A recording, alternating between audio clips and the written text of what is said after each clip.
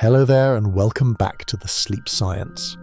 You find yourself standing beneath a bruised purple sky that smells faintly of rain and far-off sea salt. The air is heavy, close enough that you could almost peel it away like damp silk, and the first thread of twilight glows where the horizon slips behind distant roofs. You tilt your head, squinting at the clouds that have gathered above you. Soft, swollen shapes drifting with a purpose you can't quite name. They look harmless enough now, but give them a few hours and they might rearrange entire moods, maybe even rewrite tomorrow's headlines. You probably won't survive this, at least not without a deeper appreciation for what's moving overhead. So before you get comfortable, take a moment to like the video and subscribe, but only if you genuinely enjoy what I do here. And while you're at it, drop a quick comment telling me where in the world you're watching from and what time it is right now in your sky. Now, dim the lights, maybe turn on a fan for that soft background hum, and let's ease into tonight's journey together. A gust rolls past your ankles, tugging at the edges of your sleeves. The clouds respond, reshaping themselves as though they're aware of your gaze. Up there, in the slow-motion swirl, invisible forces are choreographing a ballet older than language itself. You can almost hear it, the whisper of condensed breath from a billion unseen oceans, the hiss of sunlight slipping through microscopic droplets. It feels personal, as if the atmosphere itself is trying to tell you a secret. You start walking, your shoes pressing into wet gravel that gleams like scattered stars. Overhead, the sky keeps changing personality, one moment pale silver, the next a bruised mauve, then briefly, impossibly, the deep blue of old denim. That shifting palette is your first clue. Clouds are not really things, they're process, caught in the act of becoming.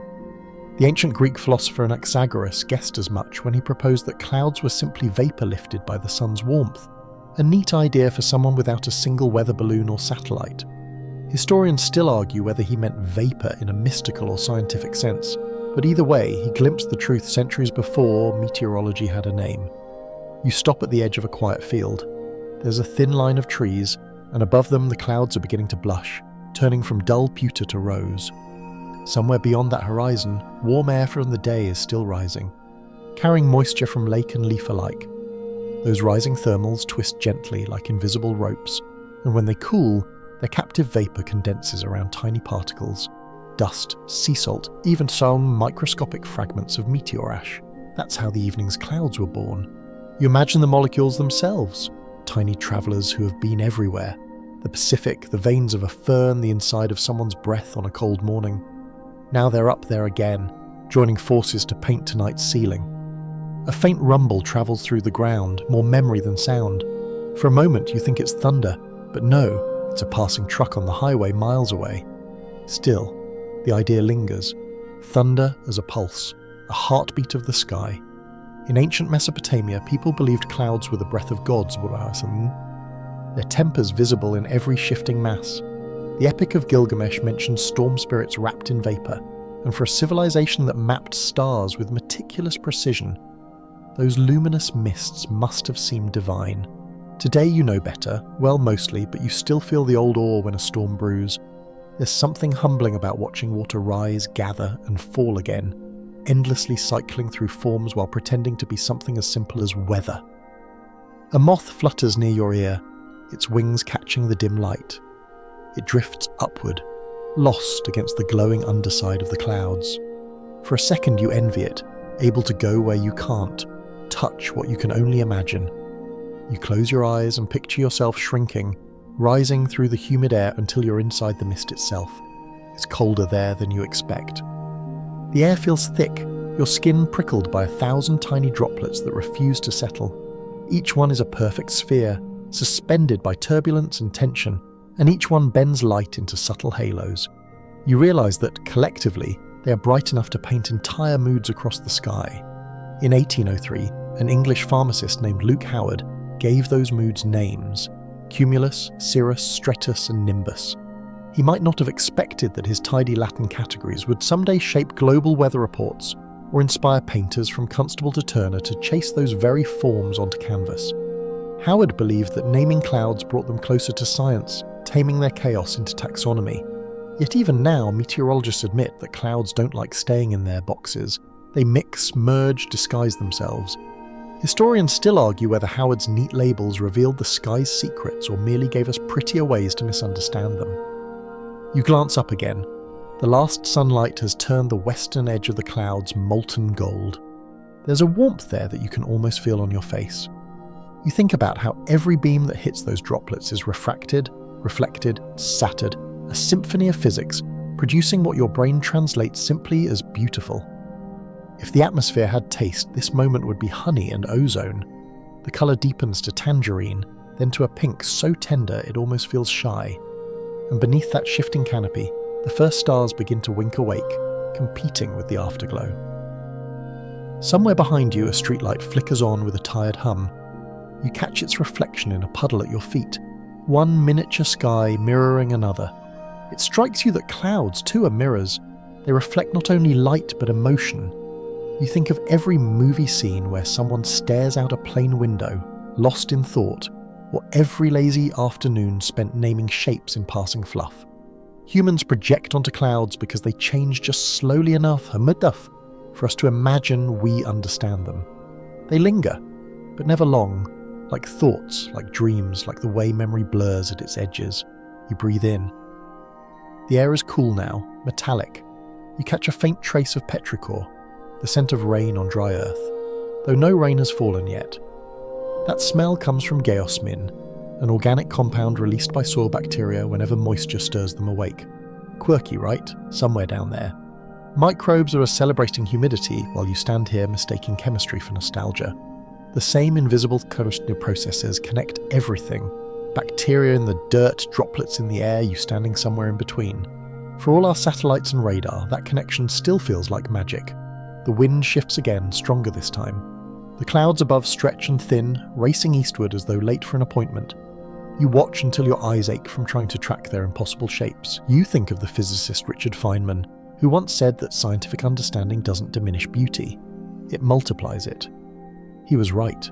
Knowing that those shifting veils are heat engines powered by solar energy converting sunlight into motion doesn't make them less poetic. It makes them miraculous in a new way. You tuck your hands into your pockets and keep walking, the night deepening around you. Somewhere a dog barks. Somewhere else, the faint boom of fireworks, someone celebrating, someone remembering, someone just bored on a Saturday. The clouds absorb the sound, muting it until the world feels wrapped in cotton. You realize that's what they do best. Soften edges. Both visual and emotional. Even storms have a kind of mercy in them, a cleansing that follows their chaos. A flicker of lightning far on the horizon catches your attention. Just one silent pulse. It's too distant to hear, but enough to remind you that inside those luminous towers, energy is already gathering. The day's warmth, the ocean's sigh, the whisper of dust all conspire to create the drama yet to come. You smile, aware that you're witnessing only the prologue of a much longer tale. The clouds drift on, secretive as ever, their lives unfolding above you in slow, magnificent anonymity. As the first cool drops finally brush your skin, more suggestion than rain, you feel oddly grateful. The sky has shared a sliver of its story, and you've listened long enough to catch the rhythm of its breathing. Tomorrow will bring new shapes, new shades, new whispers, but for now, beneath this glowing quilt of vapour, you stand still and let the science and the silence blend. You linger in the after-rain hush, feeling the last drops trace down your wrist before vanishing into your sleeve. The air has that freshly rinsed clarity that only appears once the storm has swallowed its own noise. Above you, the clouds you met earlier have already begun to dissolve, unravelling into thin ribbons that curl and vanish as if embarrassed by their earlier drama. You tilt your head back, following one fading wisp until it disappears into blue. It's hard to believe that such grandeur can evaporate so quickly. Then again, that's the secret you're here to learn. Every cloud begins with something smaller than thought, a vapor molecule deciding to rise. You imagine yourself shrinking again, folding inward until you're the size of that single molecule. You tremble on the surface of the sea, sunlight slicing through you like liquid glass. Around you, trillions of identical neighbours jostle, dancing in random joy. A gust passes over the waves, and for a heartbeat, you feel lighter than gravity. The warmth of the sun gives you enough energy to break free from your liquid bonds, and you leap. The ocean doesn't protest. It has been losing bits of itself to the sky for 4 billion years. You join the Great Escape, becoming invisible. Evaporation sounds peaceful, but it's really a riot. Each escaping molecule carries away heat, which is why the air just above the sea is cooler than you expect. The ancient Greek thinker Aristotle thought clouds were formed from the exhalations of the earth, a poetic guess that wasn't entirely wrong. Historians still argue whether he imagined these exhalations as physical vapours or divine spirits, but either way, you've become one of them now, a tiny breath rising. High above, turbulence tosses you into colder realms.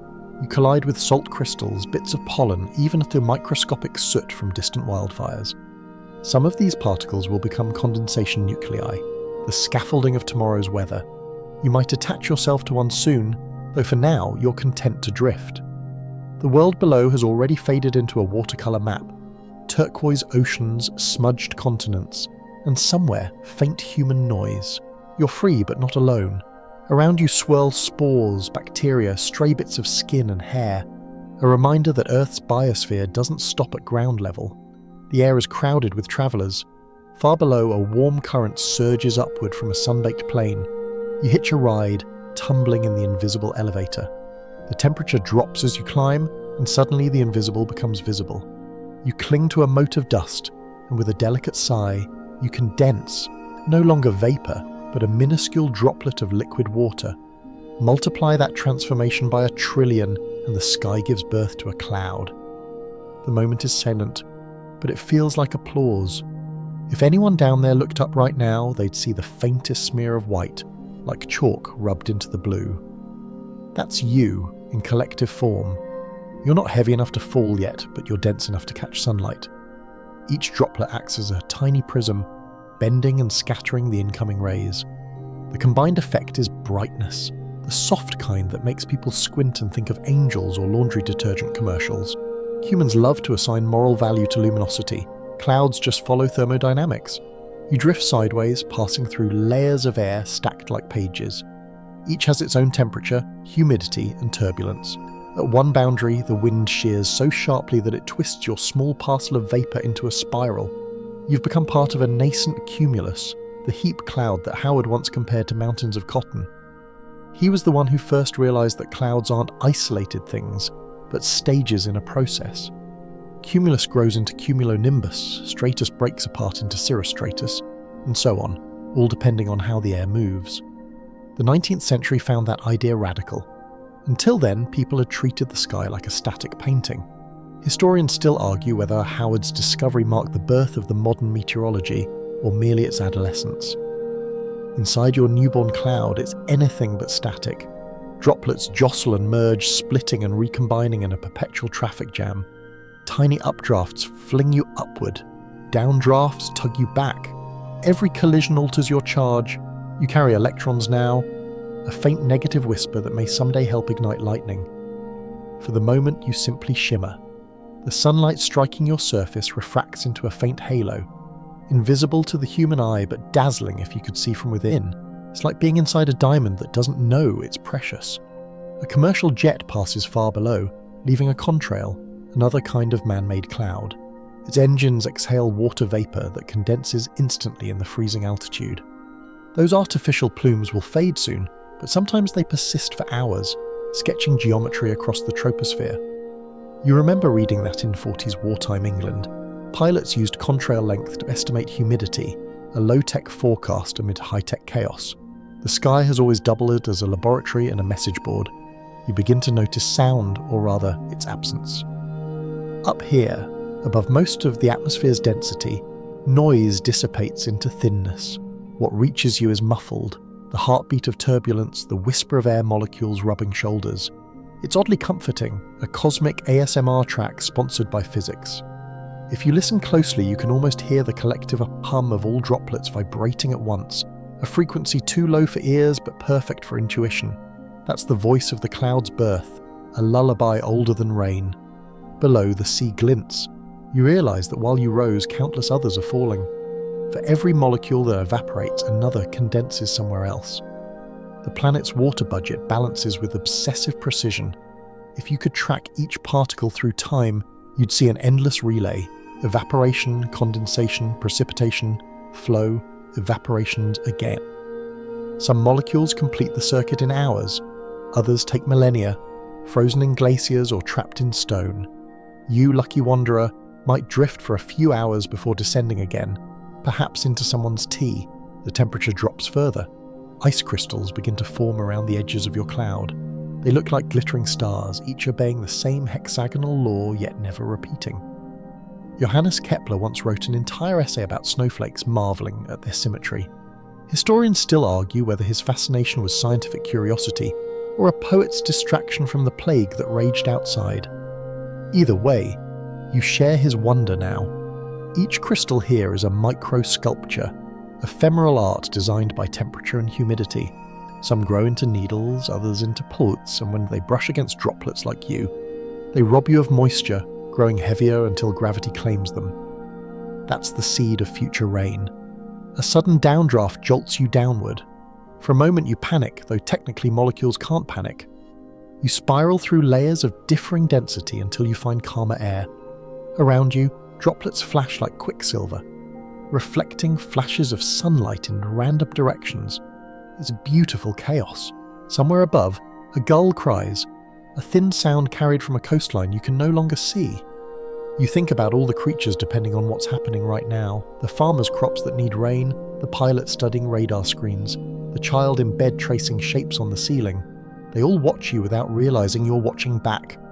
You pass through a region where the air is super saturated. Droplets merge greedily. The larger they grow, the more efficiently they collide. It's like social media for molecules. The big ones get bigger because they have more surface area to meet others. A few already grow heavy enough to fall, beginning the first experimental drizzles. You, smaller and more stubborn, cling to buoyancy. The view below becomes dappled with shadows as sunlight filters through your swelling kin. The ocean now looks like hammered metal, each ripple catching the flicker of light through your semi-transparent home. You recall a factoid you once read.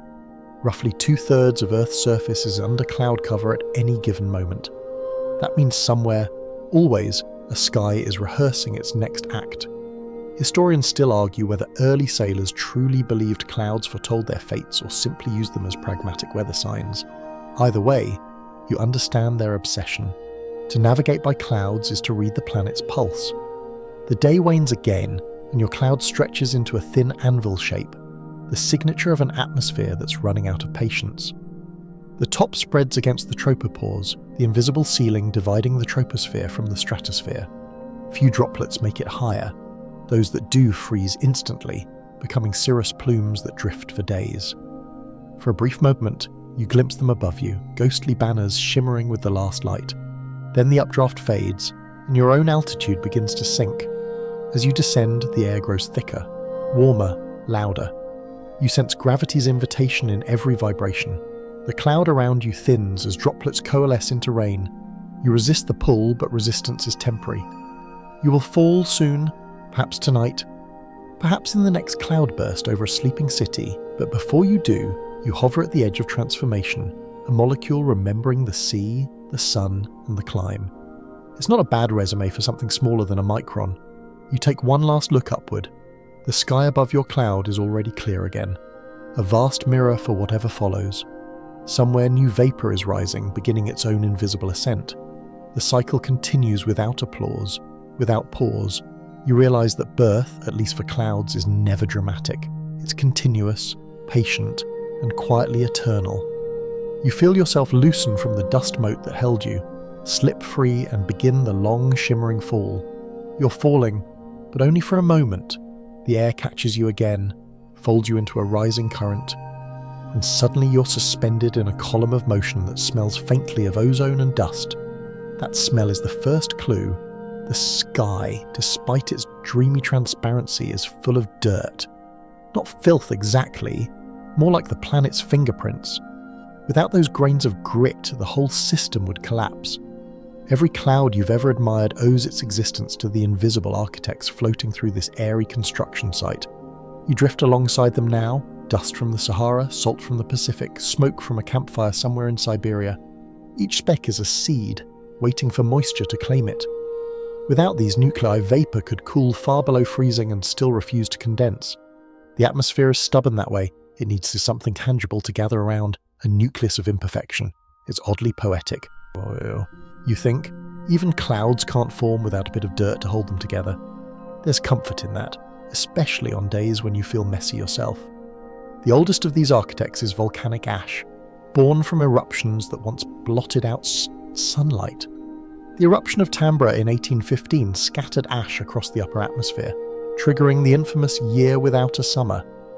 Farmers starved, poets wrote gloomy masterpieces, and snow fell in June. Historians still argue whether Mary Shelley's Frankenstein owes its atmosphere of doom to that ash-filtered light. Either way, it proves that dust can rewrite culture as easily as it reshapes weather.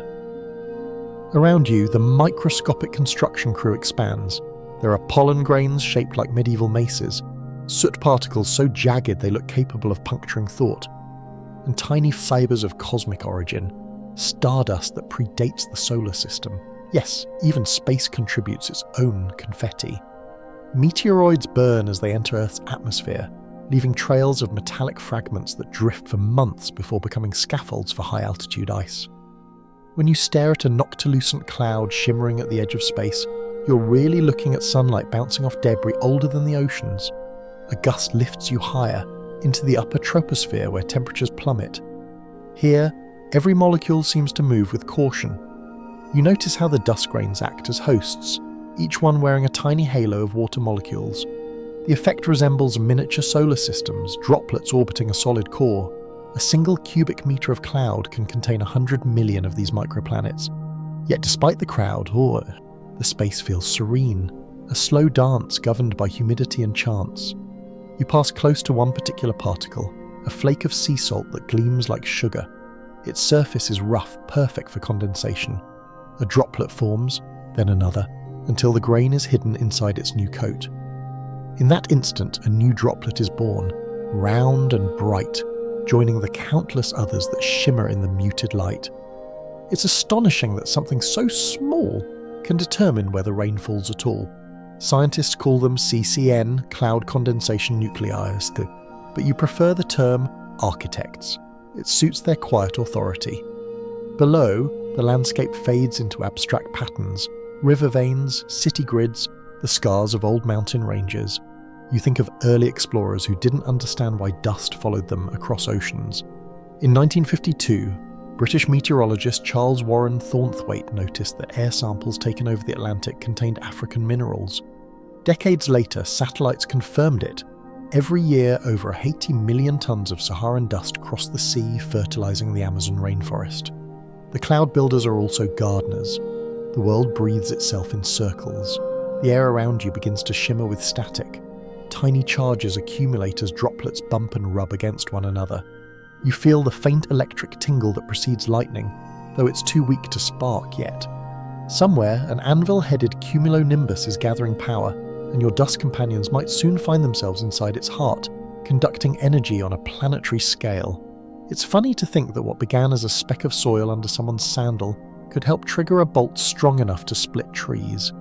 You drift sideways into a thinner section of cloud where sunlight spills through in bands.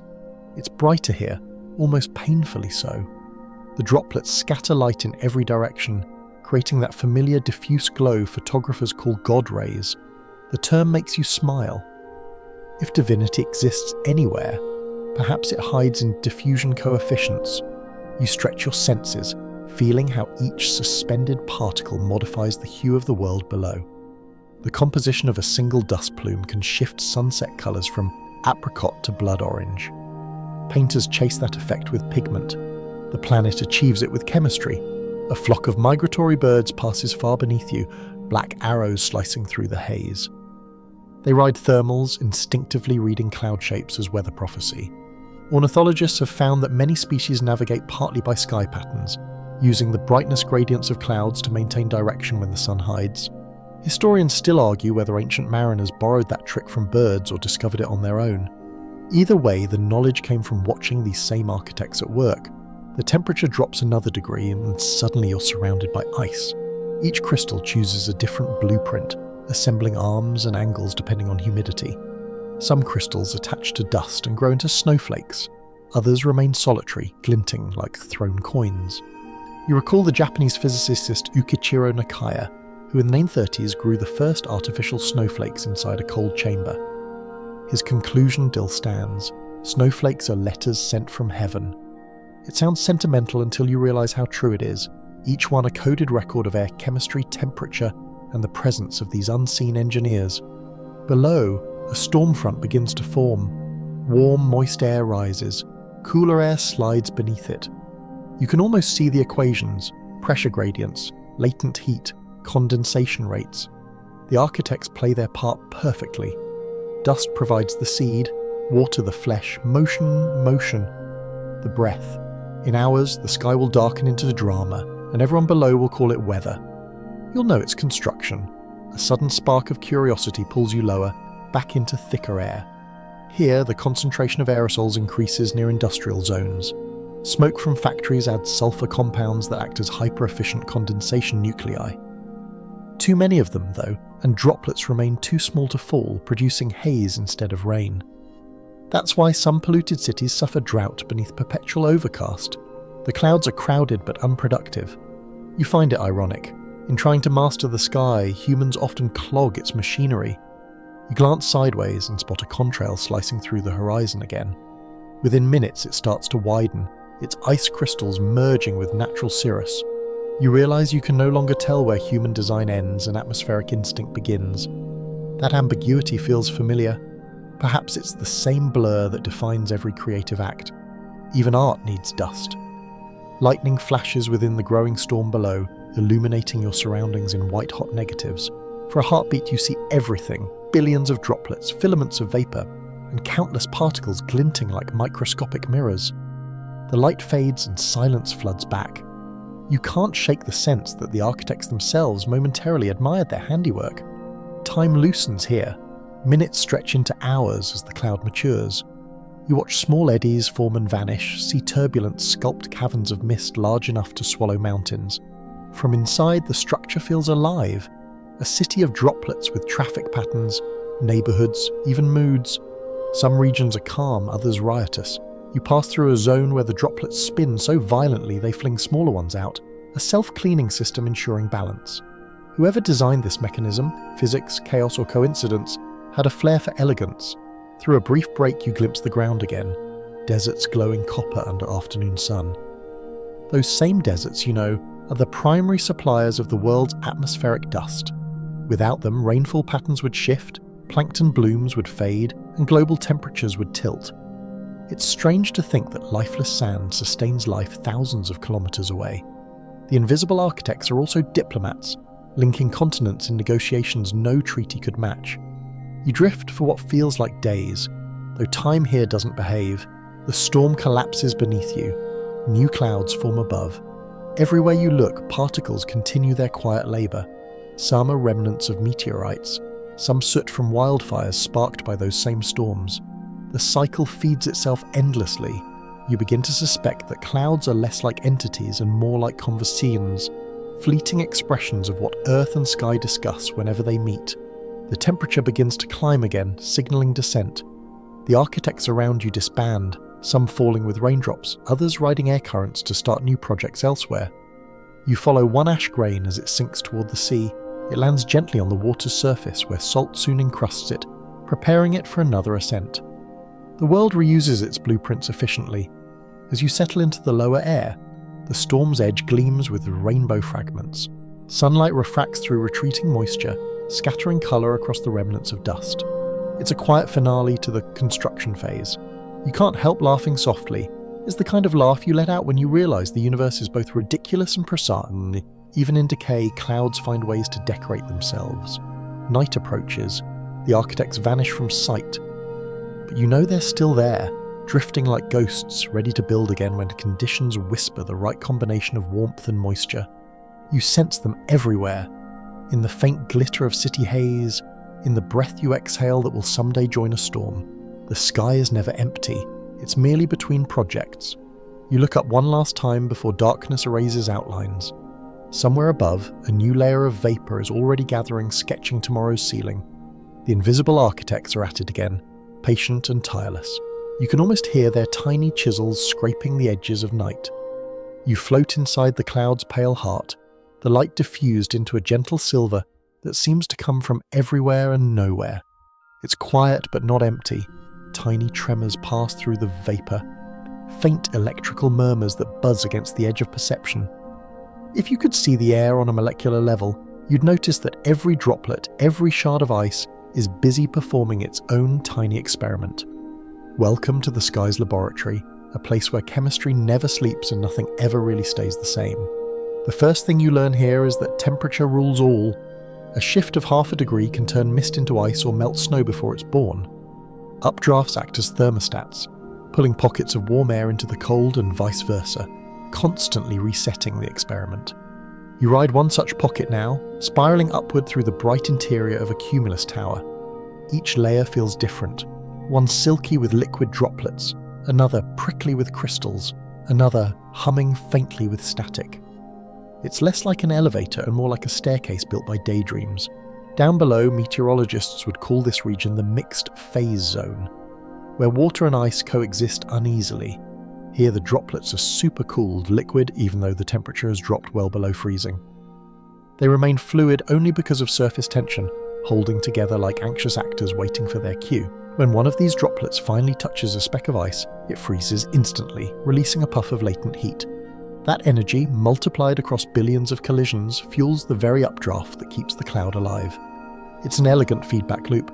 The more the droplets freeze, the stronger the storm grows.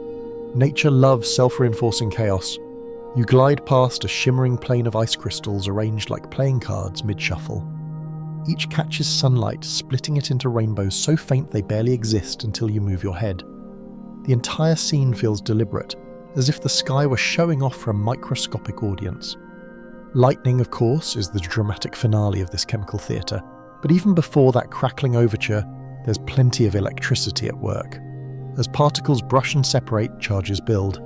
Positives gather near the top, negatives near the base, the way gossip gravitates toward opposite corners of a party.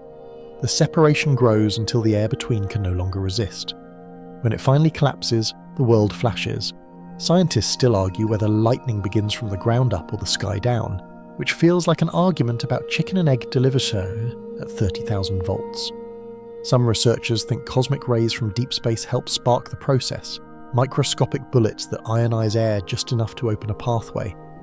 If that's true, then every lightning bolt owes its existence partly to distant galaxies. You smile at the thought. The universe occasionally reaches in to stir Earth's weather like a bored chef checking the soup. You keep ascending until the air thins and the colour fades from silver to white to an almost translucent blue. Here, droplets transform into hexagonal prisms, ice plates that tumble gently, reflecting the world in brief, distorted glimpses. Their slow dance creates halos and sundogs, optical illusions humans have mistaken for omens since before history had footnotes. Ancient Chinese texts describe mock suns appearing beside the real one. Norse sagas claim them as shields of gods. Historians still argue whether those accounts were literal or symbolic, but the physics remains the same, sunlight refracting through precisely angled ice. You pass near a cluster of larger crystals, each growing by accretion as vapor deposits directly onto their surfaces. The geometry is relentless, always six-sided, yet infinitely variable. The air around you sparkles like a chandelier caught between breaths. Some of these crystals will eventually fall as snowflakes, others will collide with droplets and grow into hailstones, layering like pearls. You find one mid-formation, spinning lazily, its surface alternating between smooth ice and tiny bumps. Every rotation adds a new stratum of frozen time. If you could cut it open later, you'd read its history like tree rings. Updraft, downdraft, freezing, melting, again and again. Below, the lower cloud churns. The laboratory's chemistry scales up from nanometers to kilometers. Water vapor condenses, releases heat, rises, condenses again, a self-organizing chaos that defies tidy equations. In the 1950s, meteorologist Joanne Simpson was among the first to model these convective towers using early computers the size of living rooms.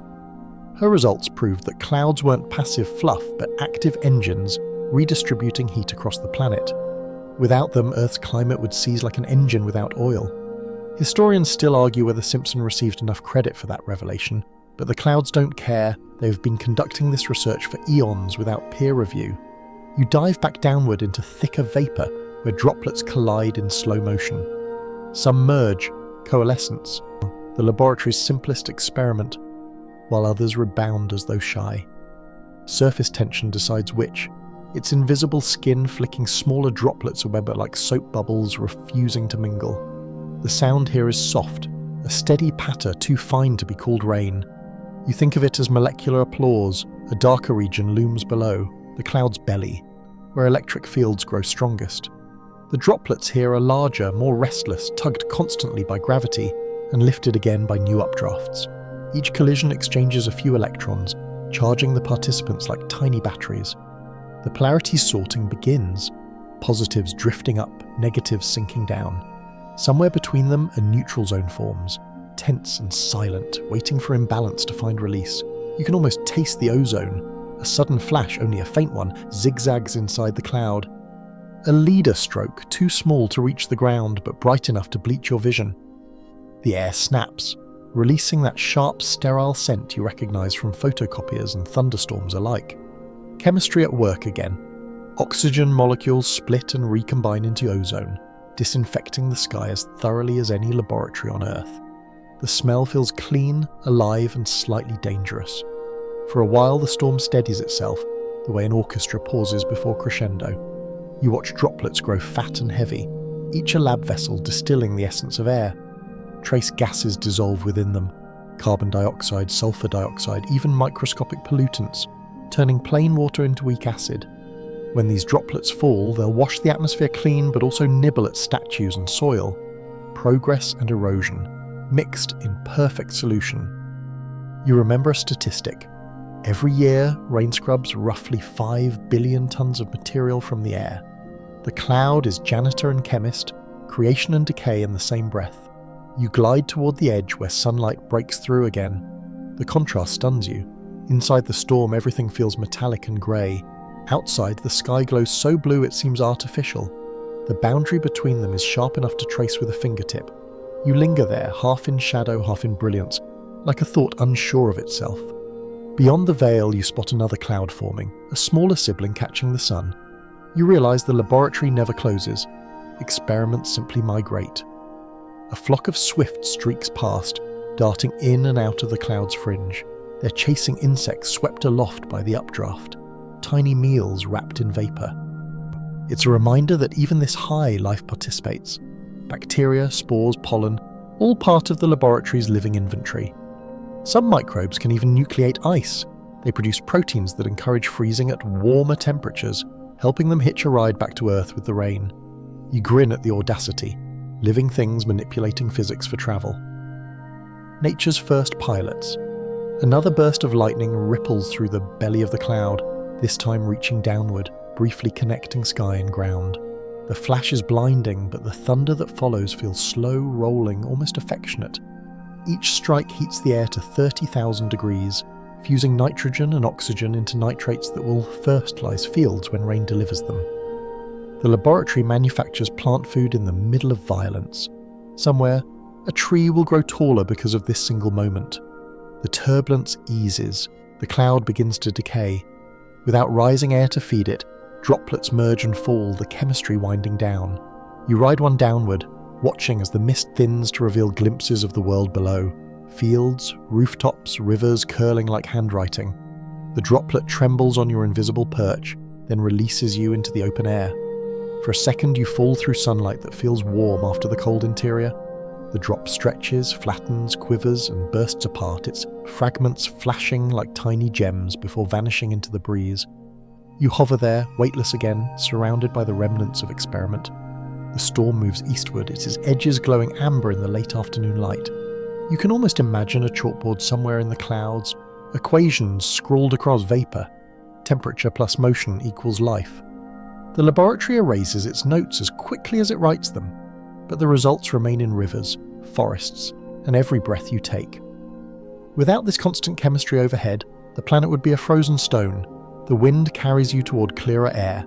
The roar of thunder fades into memory, leaving only the rhythmic sigh of distant rain. The laboratory has finished today's lesson. You feel a strange gratitude toward the silent machinery above, those charged droplets, those restless crystals, each performing its task without complaint, without applause. Tomorrow the experiments will begin again, and you'll be ready to drift back into the test chamber. For now, you descend slowly toward the soft shimmer of twilight. The light grows warmer, the air thicker. Behind you, the spent cloud unfurls its anvil like a closing curtain, the laboratory packing up its glassware until the next round of sun and vapour collides. You glance back once more. A faint rainbow arcs through the dissipating mist, the sky's signature on its own lab report. It glows for a minute, maybe less, then fades, leaving only blue. The experiment has ended, but the wonder lingers. You drift westward on a thin ribbon of air, the storm behind you collapsing into grey lace across the horizon. Ahead, the sky divides itself into distinct layers, each holding its own style of cloud like separate districts in a city above the world. You realise you're entering the realm of names, the cloud kingdoms, where every shape has a lineage and every wisp carries pedigree. It's strange to think of language floating up here, but humans can't resist classifying the ungraspable. The first kingdom you encounter is Cumulus, the realm of heaps. From below, people see them as fluffy cotton mounds, bright and harmless, the emojis of the atmosphere. Up close, though, you notice their drama. Towering walls that rise kilometres high, filled with booming thermal elevators and spiralling corridors of mist.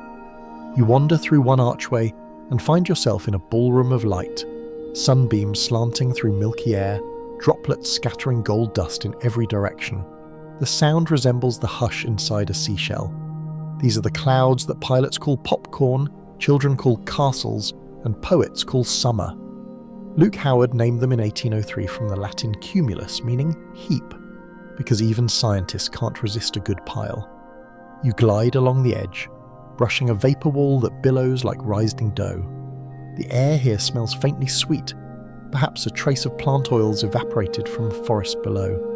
You remember reading that cumulus often form over wooded regions where leaves release moisture through transpiration. Entire forests exhale their own weather. Historians still argue whether indigenous Amazonian communities recognized this feedback long before satellite data confirmed it. Judging by how accurately their farming calendars followed the sky, they probably did. Further north, the cumulus towers join together, merging into something grander, darker, and far more moody. The kingdom shifts into cumulonimbus, monarch of storms. Its base sprawls like a continent. Its top flattens into a vast anvil that scrapes the edge of the stratosphere. You rise along its outer ramparts, feeling the temperature drop with each meter. Inside, thunderheads churn, their hearts pumping with electricity. The sight is both terrifying and beautiful, the kind of spectacle that makes even scientists whisper. Lightning flashes within the cloud's own body, self-contained, as though it's testing its power before revealing it to the world.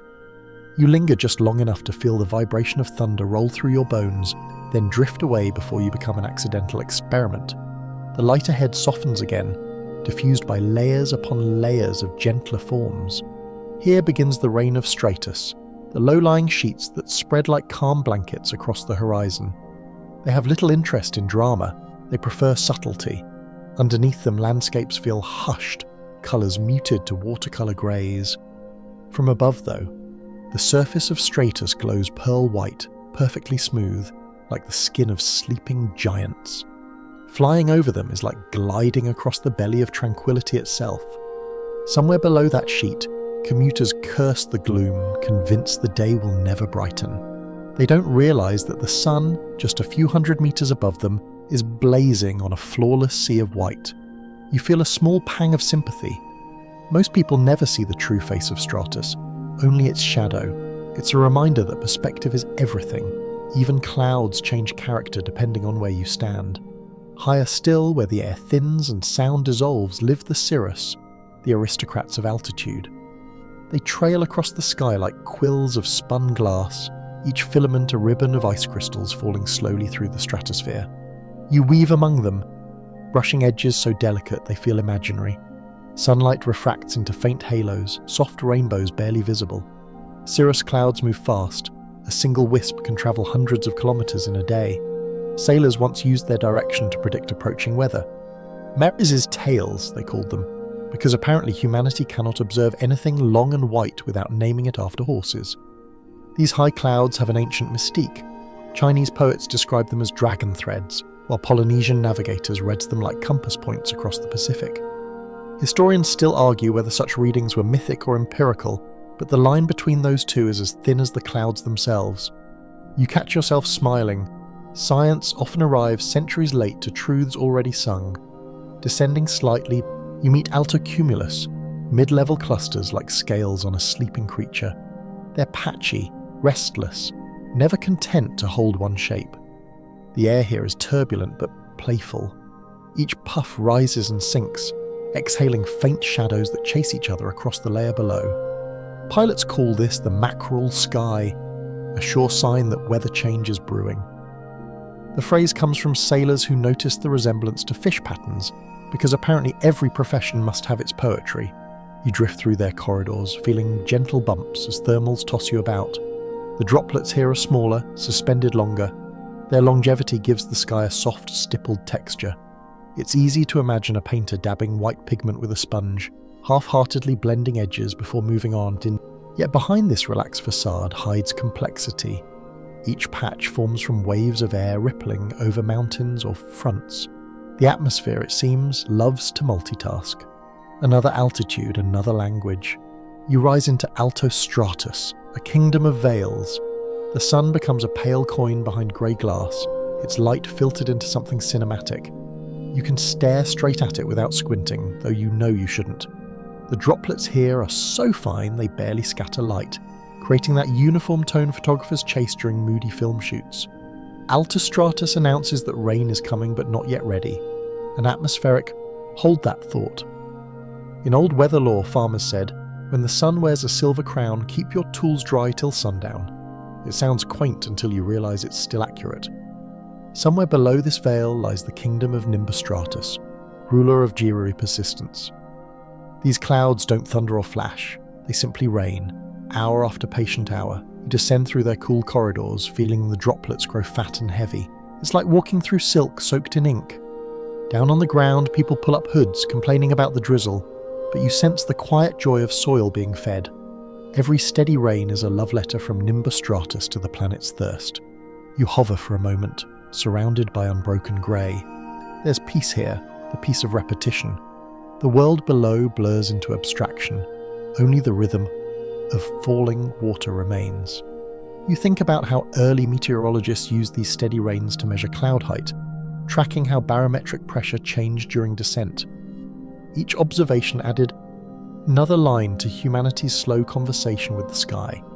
Eventually you rise again, breaking through the top of the sheet into sunlight. The abrupt brilliance startles you. It's like emerging from underwater. Above, the sky gleams so cleanly blue it looks almost new. And there, scattered across the dome, float cirrostratus and cirrocumulus, the highest of the high, delicate as breath on glass. Cirrostratus spreads in thin films that create halos around the sun and moon. Cirrocumulus dots the heavens with tiny tufts, mackerel scales in the miniature. You pass among them feeling as though you're walking through music too faint to hear. You remember a quirky bit of lore.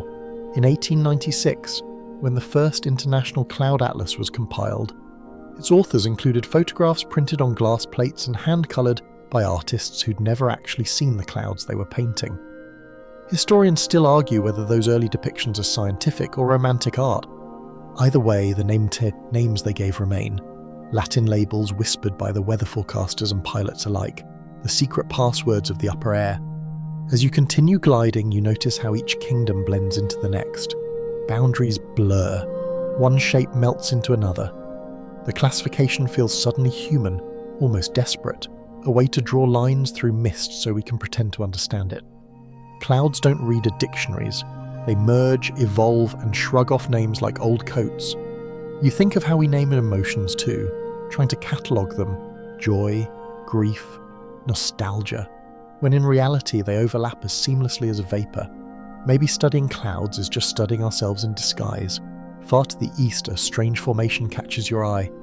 Towering plumes rise from a mountain range, stretching vertically until their tops flatten into wide anvils. Lenticular layers form nearby, shaped like smooth lenses stacked in the wind. You recognize them from photographs labeled UFO clouds, proof, some claim, of alien visitations. The truth is more earthly. Air forced up by terrain cools and condenses in standing waves. Still, you can't help admiring how otherworldly they appear. No wonder people look up and imagine starships. The sky is an artist with a flair for ambiguity. You dip lower again, feeling the gradient of humidity change against your skin. Each descent through a different kingdom feels like crossing a border where the customs officers are invisible and the laws are rewritten by temperature. The marvel is that all these forms, tower, sheet, thread, lens, come from the same substance. Water in temporary disguise. The simplicity of the ingredient contrasts with the extravagance of its performance. The sun begins to slide toward an evening, painting the underbellies of the clouds with its amber and rose. For a few minutes, every layer glows, a stacked theatre of colour. Cirrus in pale gold, altocumulus in crimson, stratus in lavender. You hover at the midpoint, suspended between them like an audience between balconies.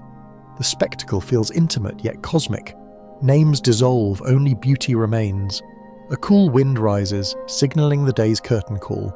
The kingdoms fold into each other, their borders erased by dusk. You take one last slow breath of sky and realize that each name, Cumulus, Stratus, Cirrus, is less a definition than a love letter. Humanity's attempt to say I see you to something that refuses to be held. The clouds accept our vocabulary politely, then drift away, reinventing themselves before the ink dries. You follow them until stars begin to blink through the thinning veils. The kingdoms sleep, but their heirs are already forming in the darkness, new clouds dreaming themselves into being. You let yourself drift among them, nameless for a while, content to belong to the language of the sky. You wake to colour. The night you floated through has folded itself away like a dark tarp, and dawn stretches across the horizon in thin threads of rose and amber. The clouds, those shape-shifting monarchs you spent the evening cataloguing, are now artists at work, each one catching sunlight differently, mixing pigments that would shame any terrestrial studio. You hover just beneath their canvas, close enough to watch the chemistry of colour unfold. The air smells faintly metallic, a sign that dew still lingers in the grass below. At first, the palette is limited. Grey, white, maybe a trace of violet along the undersides. Then, as the sun climbs, the spectrum ignites. Cumulus tufts blush peach, cirrus threads blaze pink, and for a few brief minutes the whole sky looks like it's remembering how to be alive. You realise that colour in the clouds isn't painted on. It's born from light's stubborn need to scatter. Blue wavelengths ricochet more than red ones. Which is why midday skies glow sapphire while sunrise and sunset bleed crimson. You learned that somewhere once, but seeing it happen molecule by molecule feels different. It's the difference between reading sheet music and hearing a symphony. You drift higher, close enough to see the geometry of illumination. Sunlight hits droplets, each one splitting the beam into miniature rainbows that overlap until they blur into the hues we call morning. The process is simple physics, me scattering, Rayleigh scattering, but up here it feels like magic. You pass through a shaft of pale gold and watch it tint your invisible hands. For a moment, you're a ghost painted by photons. You can't help laughing softly, you've become part of the art. Long before wavelengths had equations, humans noticed the same show. In ancient Greece, Aristotle wrote that the sky's redness is the sun's fire breaking through thickness. He wasn't far off. Thickness of air, of dust, of moisture does shape colour. Yet he framed it poetically, as though the heavens blushed from effort. Historians still argue whether he meant it literally or as metaphor, but the sentiment endures. Light must struggle to reach us, and that struggle paints beauty. Every sunrise is effort made visible. As the day brightens, you drift toward the equator of the sky where colour turns uniform and almost sterile. Flat white light with no mystery left. That's why artists chase the edges of day. Full noon is too honest, too harsh. Yet even in this plain illumination, subtleties hide. Look closely and you notice faint iridescence where cirrus feathers overlap. Those pastel greens and pinks appear when droplets or ice crystals share nearly identical sizes, diffracting light like thin oil films. It's sky shimmer, the universe's version of glitter. Photographers call them cloud bows, though no rain has fallen. The phenomenon lasts only seconds. Blink and you miss it. Beauty here rewards attention, not speed. You glide through a particularly vivid patch where the colours bend into soft rings, concentric halos encircling the sun. They form as light refracts through hexagonal ice crystals, entering one face and exiting another at exactly 22 degrees. That angle is sacred in meteorology, a geometric mantra whispered by prisms. Medieval observers saw halos as warnings of storms or divine messages. During the reign of Constantine, soldiers supposedly marched beneath twin suns, parhelia, interpreting them as proof of heavenly favour. Historians still argue whether the miracle of the suns was optics or propaganda, but you've seen enough crystals by now to know physics can mimic faith with ease. You move toward the darker side of the sky, though, away from the sun's direct path, where shadows tint the clouds cooler. The palette shifts to indigo and pearl, then to the bruised violet that precedes rain. Here, colours don't simply change, they breathe. Each gust of wind stirs pigment like a brush across wet paint. You begin to feel the sky as a living canvas, one that edits itself with every heartbeat of atmosphere. The world below mirrors it. Rivers catch reflections of turquoise, buildings wear borrowed gold. Even people walking to work unknowingly dress in shades mixed above them. For a moment, you consider how subjective all of this is. The same cloud that looks radiant pink to one eye might seem grey to another, depending on angle, humidity, even mood. Perception paints the final layer. Maybe that's why Turner and Monet chase storms and sunsets obsessively, not to capture colour itself, but to document how it felt. Turner once tied himself to a ship's mast in a gale to watch the sky up close. Monet painted the same haystack 30 times just to catch the changing light. Historians still argue whether their obsession was science, spirituality, or madness, but perhaps those are synonyms when you're studying clouds. You pause above a layer of altostratus that glows pale silver. The sun sits directly behind it, diffused into a soft disk, like a coin seen through frosted glass. The effect is gentle, hypnotic. Painters call this soft light. Cinematographers call it golden hour. Up here, it's constant experiment. The cloud adjusts its thickness by micrograms, balancing reflection and transmission with the precision of a dimmer switch. You feel the photons slow as they pass through water molecules, well, not slow exactly, but scatter into paths so convoluted that time itself seems syrupy. You breathe, and it's as if light and air exhale together. A few hundred meters below, rain begins to fall through stray sunlight, and the inevitable happens. A rainbow unfurls. You've seen countless photos of them, but being inside one feels different. The colours aren't lines, they're volumes. Shells of pure hue wrapping around you in silence. Red outside, violet inside, each a separate world. You remember the order by heart. Roy G. Biv, a mnemonic as old as childhood chalk. Isaac Newton coined it, deciding that light split into 7 colours because 7 felt cosmically tidy, matching the musical scale and days of the week. Historians still argue whether he truly saw indigo or simply needed the number. Either way, you float in his experiment, each droplet a prism, each angle a note. The air hums faintly as if approving. You rise again, following the curve of colour until it fades into the brighter sky.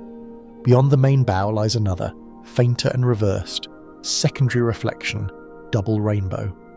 Social media has immortalised that phrase into comedy, but up here it's Toba wonder. 2 reflections, one inside the other, light bending twice through the same droplet. Each photon's journey lasts less than a blink, yet its story spans the cosmos.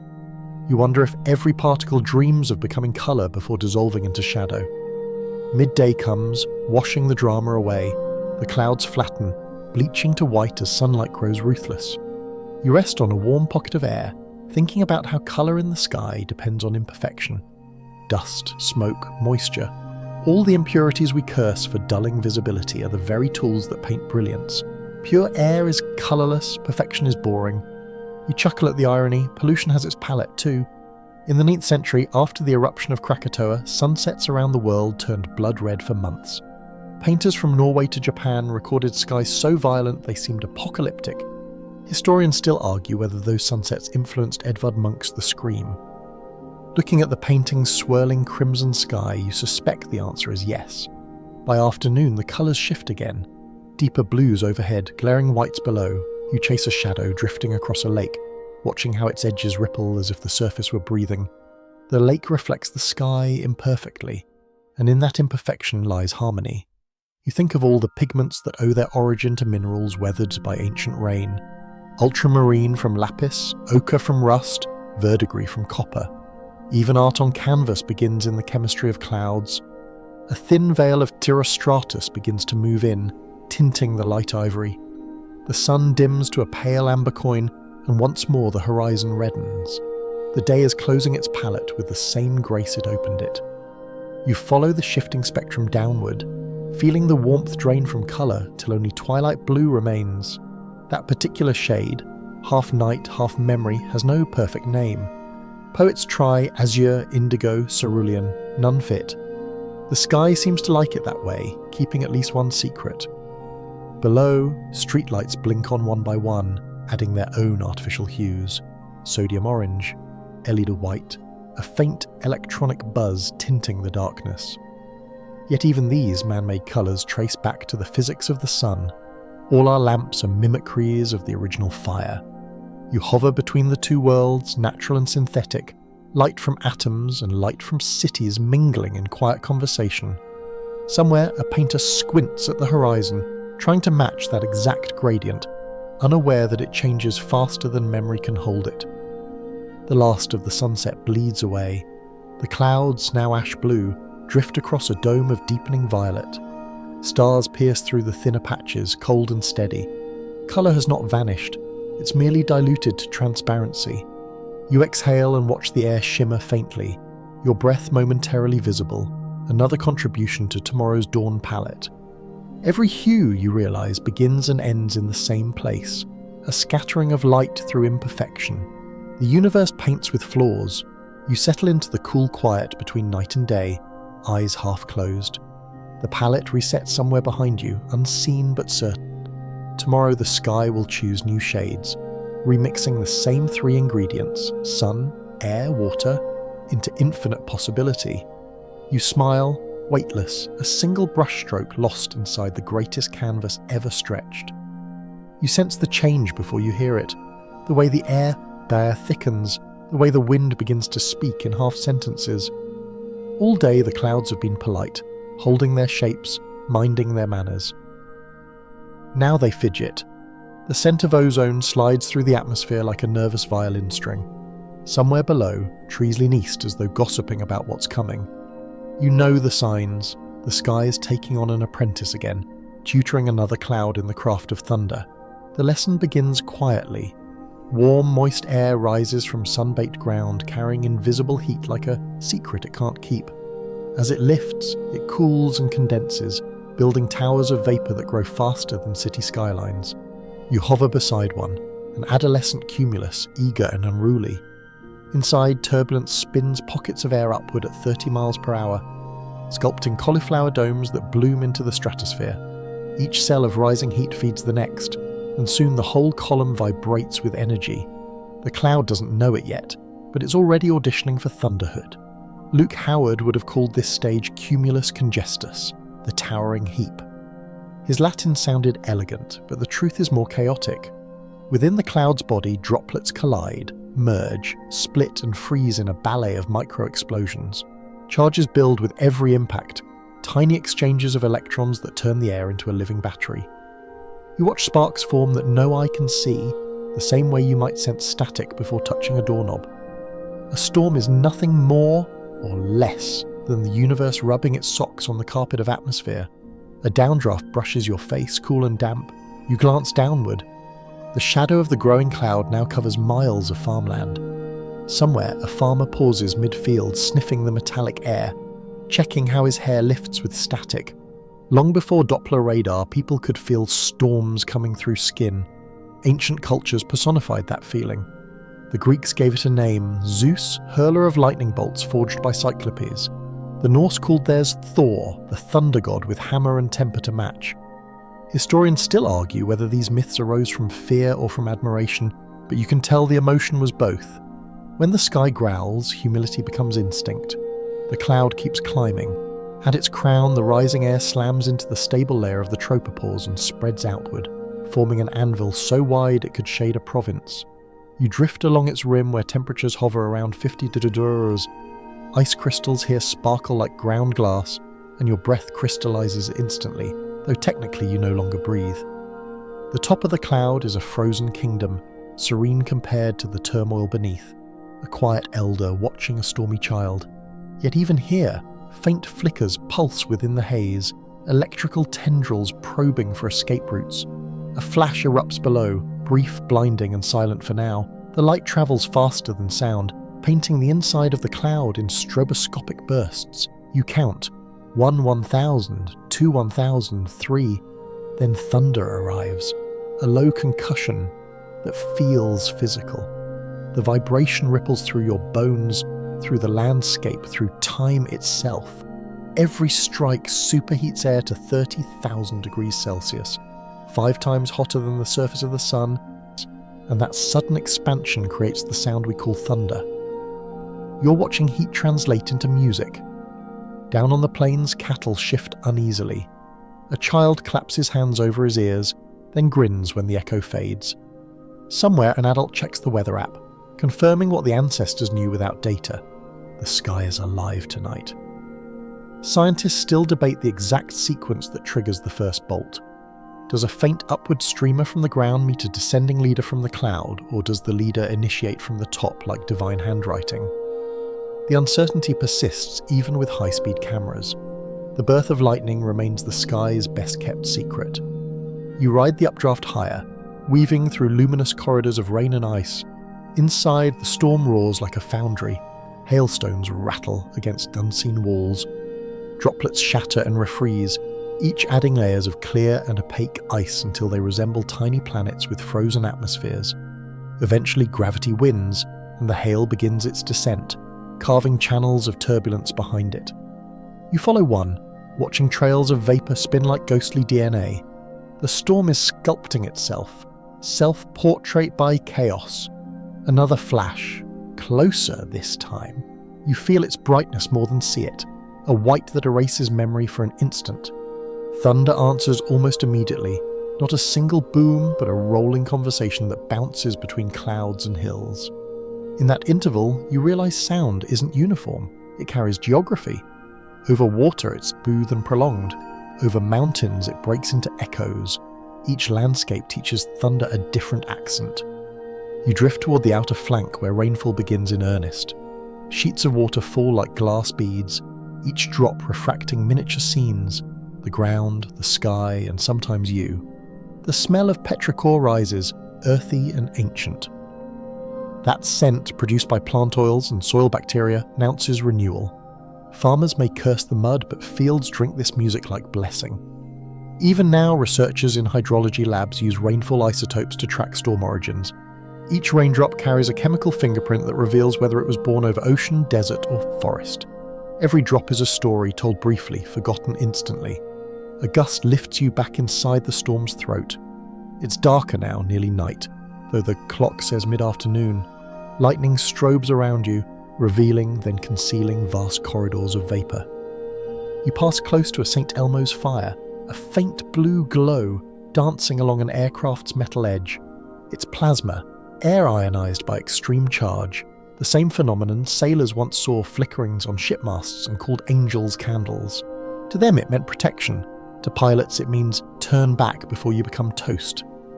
Quirky fact, during the age of exploration, some captains kept diaries describing conversations with these lights as if they were living crew members. Historians still argue whether superstition saved more ships than navigation ever did. You push through turbulence so fierce it feels like heartbeat. Every second the cloud rearranges itself, drafting and redrafting its anatomy. The updraft column, warm, wet, buoyant, eases beside a downdraft of cold rain and hail. Their boundaries rub like tectonic plates, generating new charges. It's a machine of renewal, consuming itself to stay alive.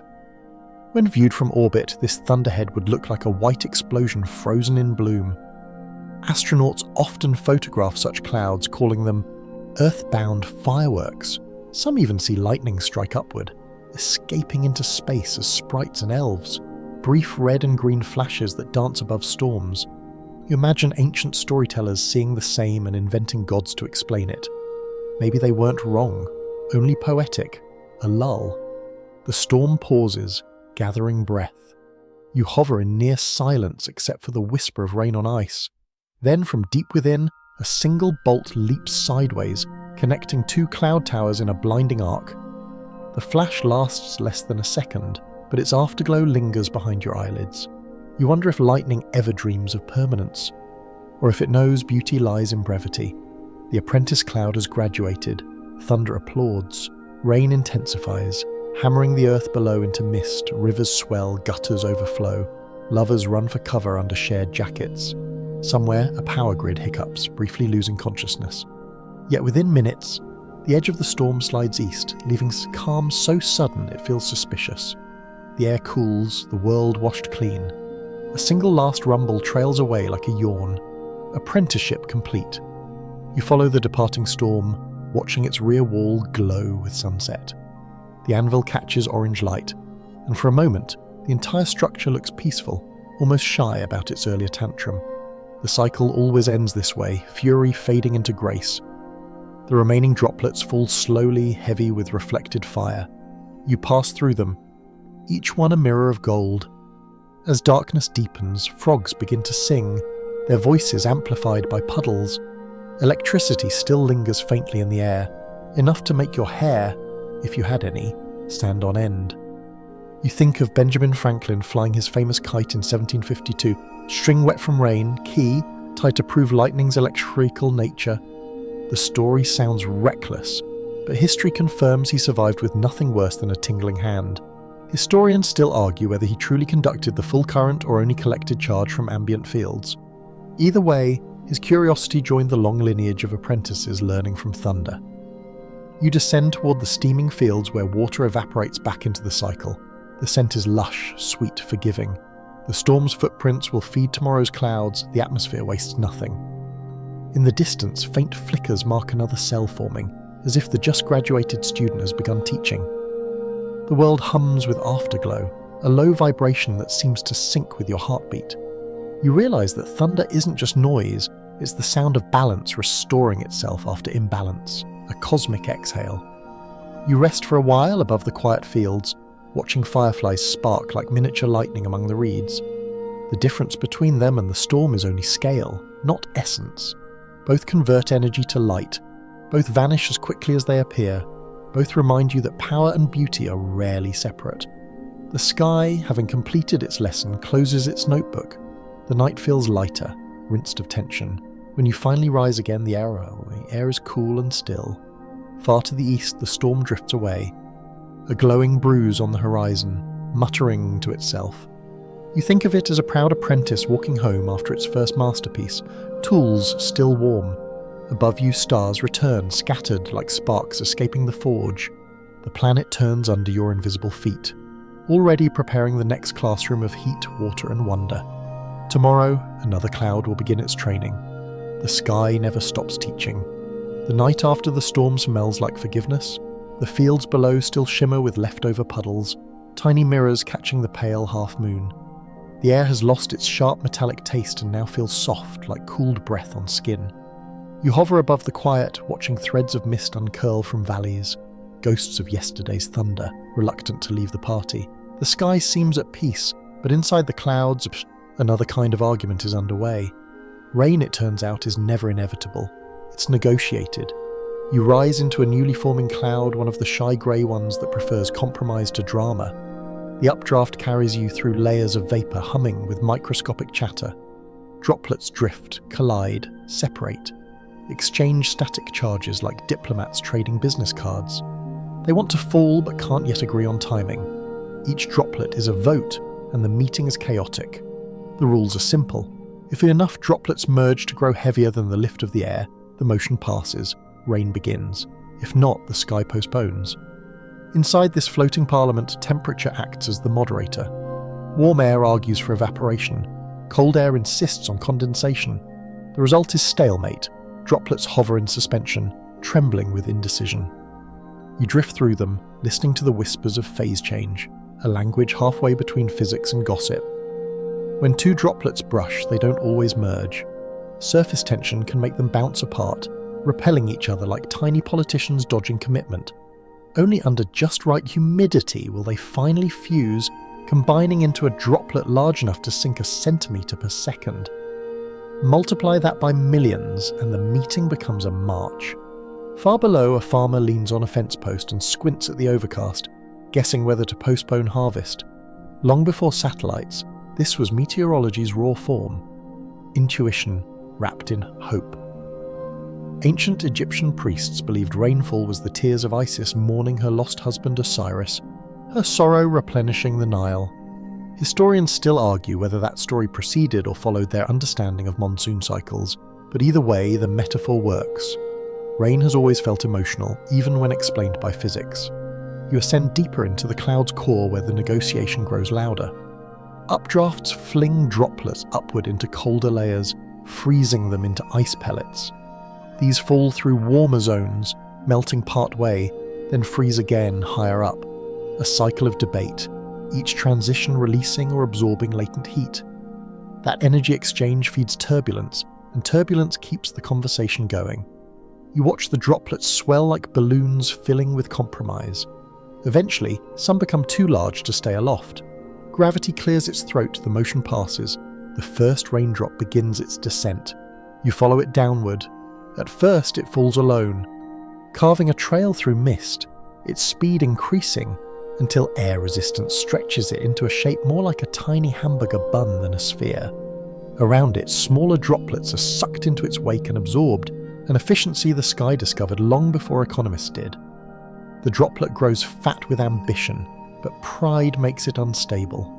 A gust flips it, shears it apart into two smaller ones, and both start new lives. Even in freefall, negotiation continues. You drift beside one fragment as it plummets through denser air. The sound begins, soft at first, a hiss of billions of impacts far below. To your ears, it's percussion, the planet's heartbeat after exertion. Rain on leaves, rain on roofs, rain on skin. All variations of the same democratic process made audible. You recall that each raindrop, no matter how heavier, falls only about 9 meters per second, fast enough to sting, slow enough to dance. Air cushioning ensures equality. No droplet outraces another for long. Nature enforces fairness even in descent. Midway down, your droplet passes through a layer of drier air and begins to shrink. Evaporation gnaws at its edges, transforming liquid back into vapor before it can reach the ground. Some call this vuga, rain that dies mid-fall. From below, it looks like fine curtains trailing beneath clouds, visible size. Pilots love flying through them because the light scatters into shimmering pillars, like columns of liquid glass. You glide along one now, watching it dissolve into invisibility before touching the earth. It's oddly tragic, so much effort and still no applause. Not every droplet meets that fate. Many make it down, striking surfaces with tiny detonations that send concentric ripples across puddles. You dip low enough to see those ripples intersect, each collision creating miniature standing waves, proof that even chaos prefers patterns. The smell of wet soil swells, rich and familiar. Geosmin again, that chemical signal from bacteria proclaiming the drought is over. You inhale it as if it were nostalgia itself. If comfort had a scent, it would be this. The rain's intensity fluctuates, as though the sky can't decide how much to give. Heavy bursts alternate with gentle drizzle, on again, off again generosity. You think of 19th century meteorologist William Thompson, later Lord Kelvin, who built the first automated rain gauge using siphons and clockwork. His instrument recorded the sky's indecision in ink loops across paper. A conversation between weather and time. Historians still argue whether Kelvin meant it as pure science or as philosophy. Evidence that the heavens too have moods. A flash of memory hits you. Earlier storms, the roar of thunder, the electric hum. Here, though, thunder's apprentice has matured into a diplomat. Lightning is gone, only dialogue remains. The clouds speak through rhythm now, adjusting droplet size to modulate sound. Big drops tap like fingers on drums. Fine mist whispers on grass. The entire landscape becomes an orchestra conducted by pressure gradients. You hover just above a tin roof, listening as it transforms random impacts into syncopated melody. Somewhere nearby, a cat shelters under an awning, pretending indifference. As hours pass, the negotiation shifts continents. The same moisture that falls here will rise again elsewhere. Over oceans, raindrops hit waves and burst into tiny aerosol bubbles that launch new salt nuclei skyward, the next generation of cloud seeds. It's endless diplomacy, air convincing water to rise, water convincing air to cool. You imagine the hydrologic cycle as the planet's peace treaty, signed and re-signed every second. Higher up, the mother cloud begins to dissipate. Without heat from below, updrafts weaken. The remaining droplets fall or evaporate. What remains looks like lace, thin filaments dissolving into blue. You return upwards to witness the aftermath. The post-storm cleanup crew of aerosols and wisps. Light refracts through them, creating faint sunbeams known as crepuscular rays. Painters call them Jacob's ladders, but to you they're ropes of reconciliation, tethering sky and ground after argument. The world below glows in soft focus. Roads shine like ink. Rivers pulse wider, grateful. People emerge from shelters to smell the air. Somewhere a child jumps into a puddle, oblivious to the physics that made it possible. You smile, that joy is data of another kind, proof that understanding doesn't cancel wonder. Even after centuries of study, we still look up and whisper thank you. You drift sideways toward a mountain ridge where orographic clouds form, the type that wring moisture from air forced uphill. Here, the negotiation is physical, not just chemical. Moist air climbs the slope, cools, and sheds its burden as steady drizzle. The leeward side, by contrast, stays parched, a wren's shadow, literal evidence that diplomacy has borders. You follow one droplet across the divide to watching it evaporate mid-crest and join a new cloud on the far side. Even mountains can't veto the cycle forever. At sunset, the sky begins to clear.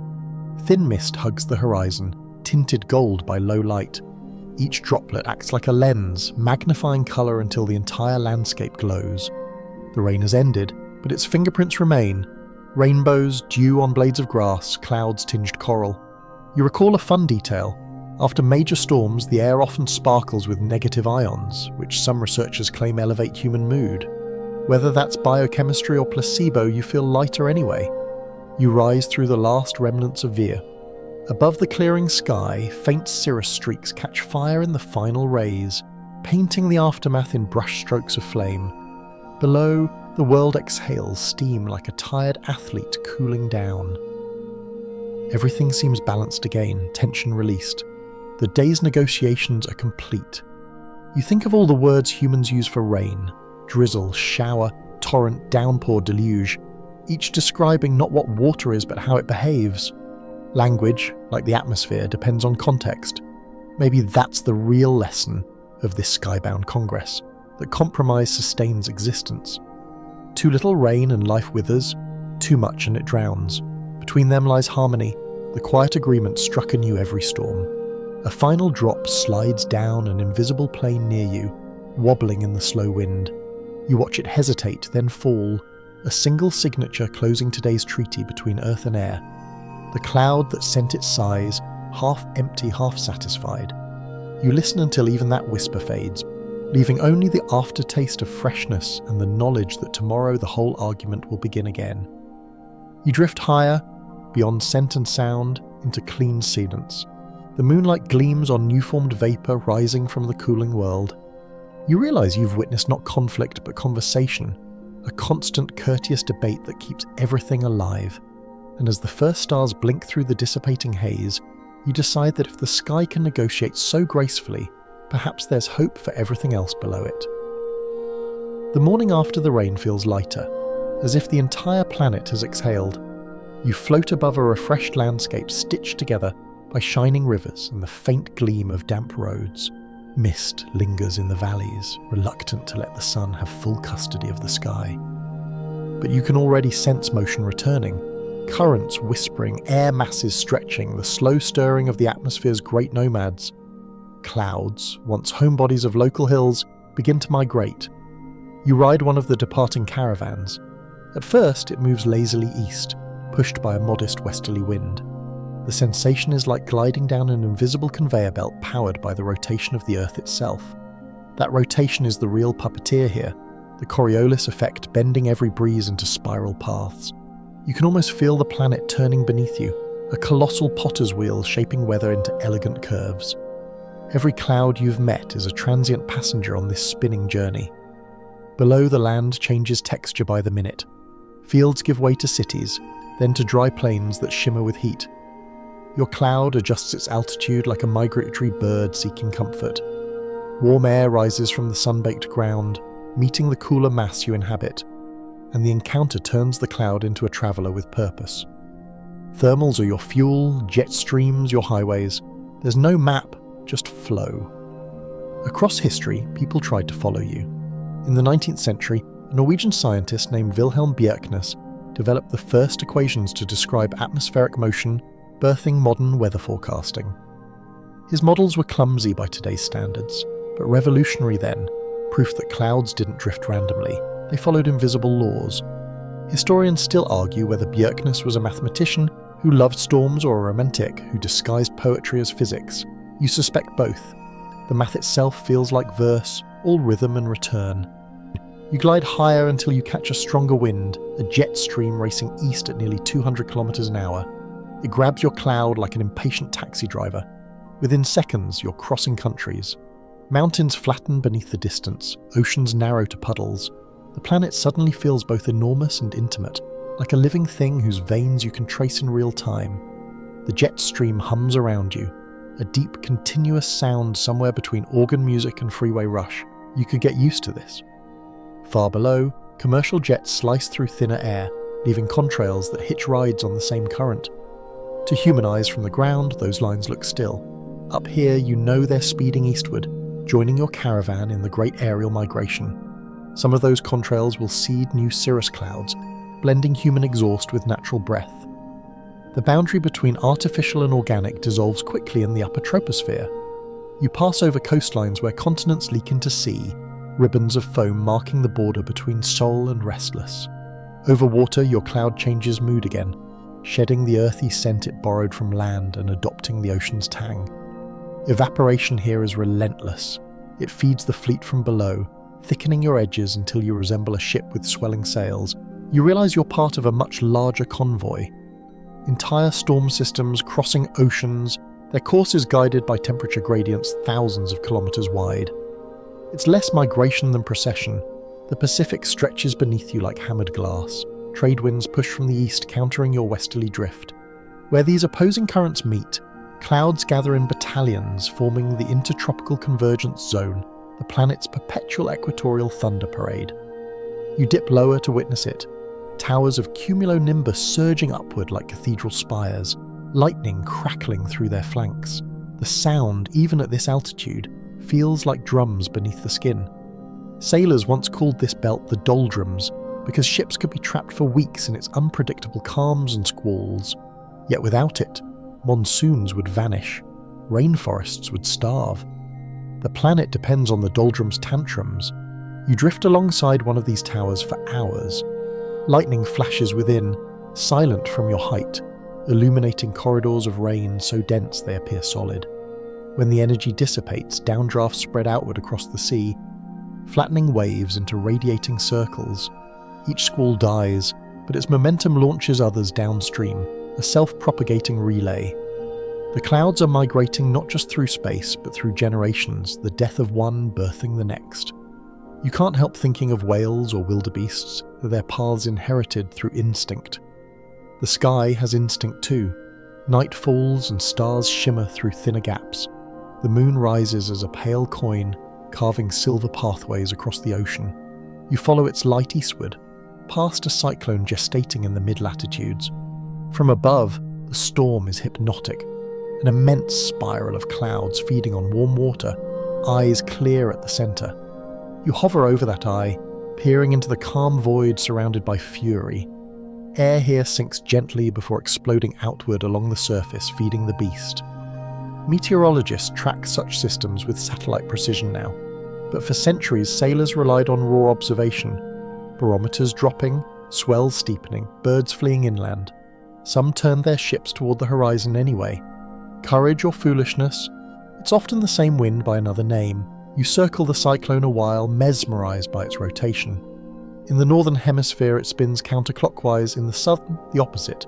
That symmetry is the handiwork of the Coriolis effect again, the universe's subtle reminder that every motion inherits a twist from Earth's spin.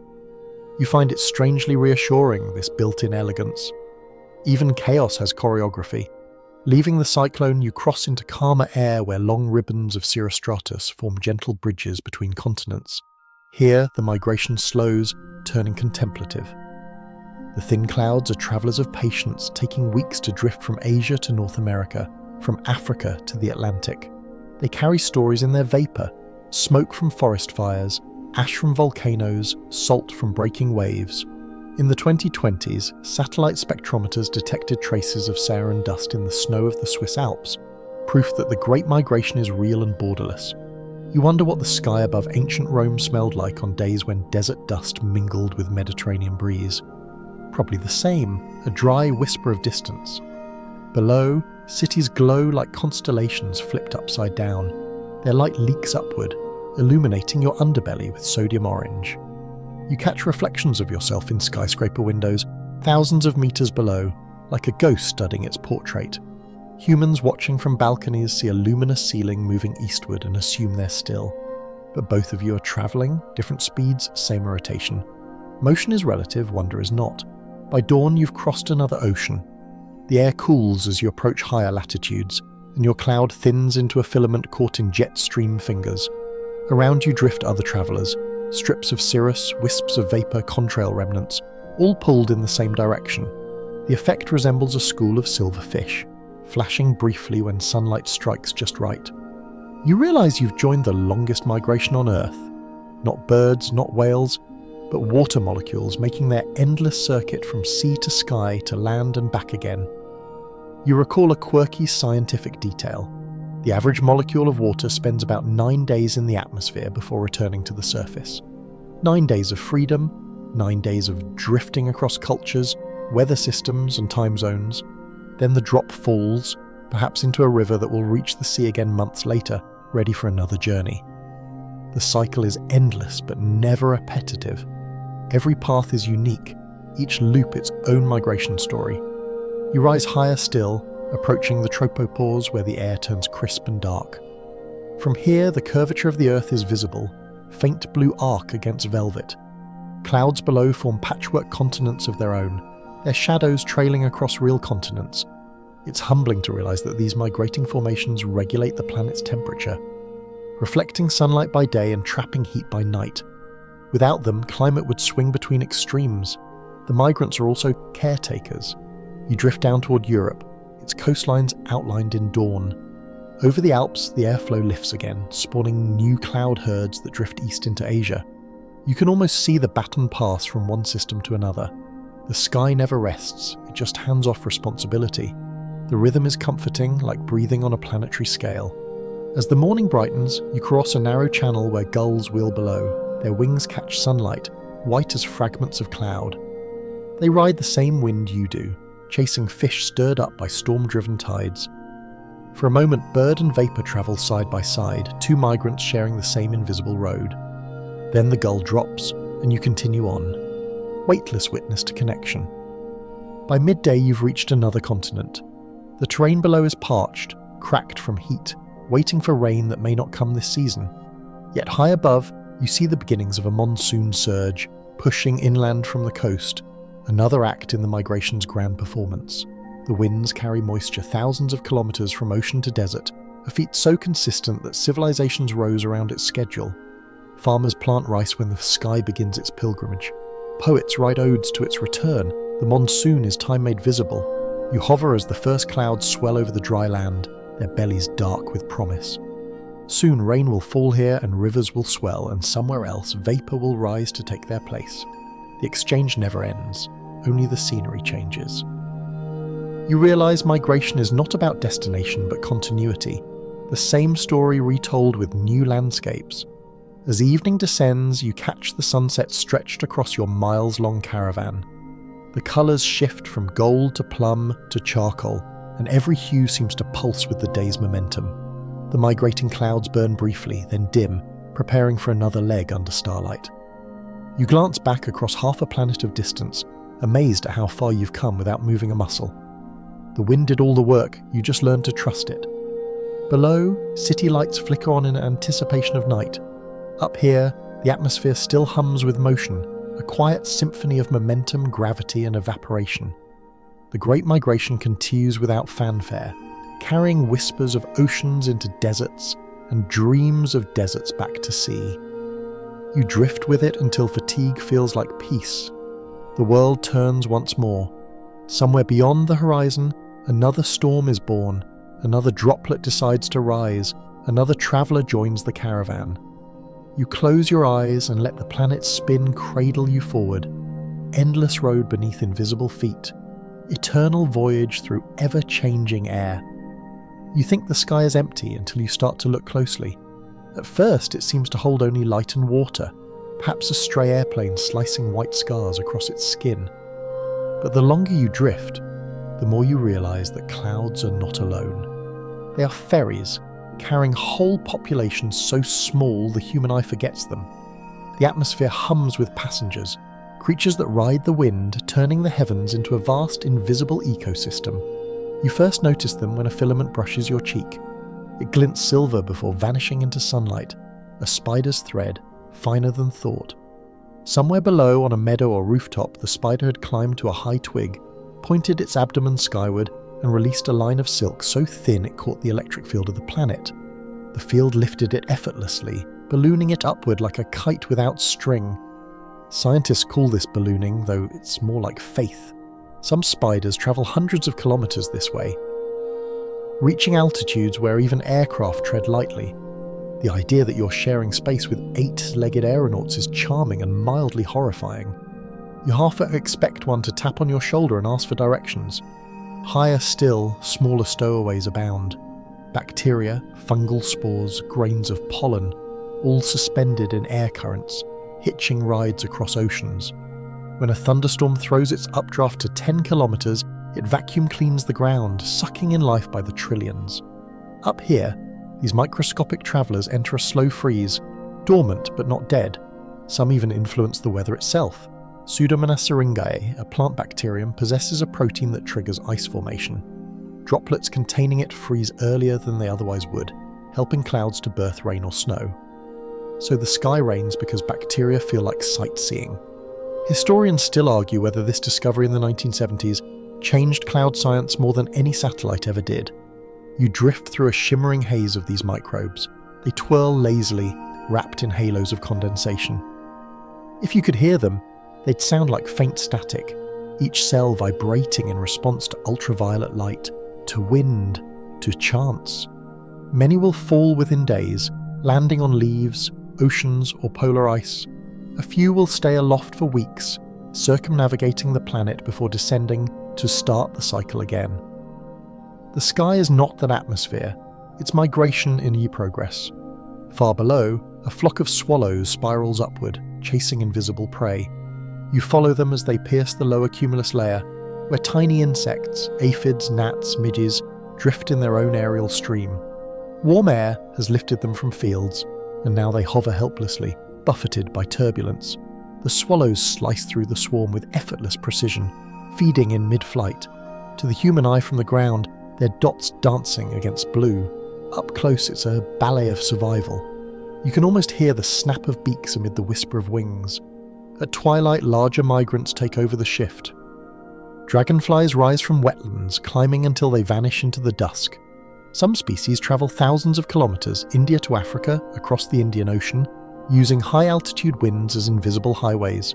Researchers tracked them with radar and found they follow monsoon fronts, resting only when the rains arrive. One scientist described it as a river of insects flowing through the sky. You look around and realize you're inside that river now. Wings glimmer everywhere, catching sunset like stained glass. It's astonishing that creatures weighing less than a paperclip can outdistance jets simply by understanding when to let go. You drift beside one dragonfly for a while, its transparent wings vibrating with invisible mathematics. The insect tilts, adjusts, and rides an updraft with the same instinctive grace as a paraglider. If it had a face expressive enough, it would probably be smirking at your oar. Then it darts downward, disappearing into gold light that soon turns copper. the sky resumes its quiet hum. As night deepens, new travellers emerge. Bats climb from forests, chasing the remaining insects. Moths, pulled by moonlight, spiral upward until turbulence confuses their navigation. Some are carried so high they cross continents before dawn. In 2016, British radar studies estimated that 3 trillion insects migrate over southern England each year, equivalent to the weight of 20,000 African elephants. You chuckle softly. The sky, it seems, is a crowded freeway with no traffic report. You continue climbing, passing the altitude where human pilots fly. Even here, life persists. Balloon missions have captured spores at 40 kilometers above the ozone layer, where radiation would sterilize most cells. Yet some survive, tucked into dust particles, their DNA shielded by pigments. The discovery rattled biologists who once claimed Earth's biosphere stopped near mountaintops. Now they speak of an aerobiome, a thin but global skin of life encircling the planet.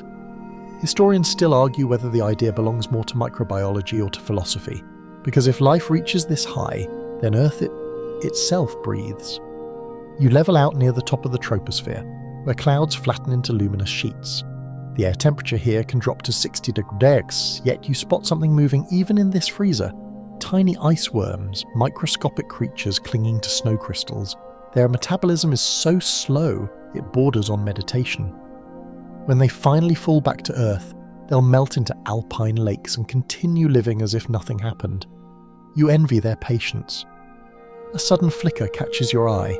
Green, faint, but alive.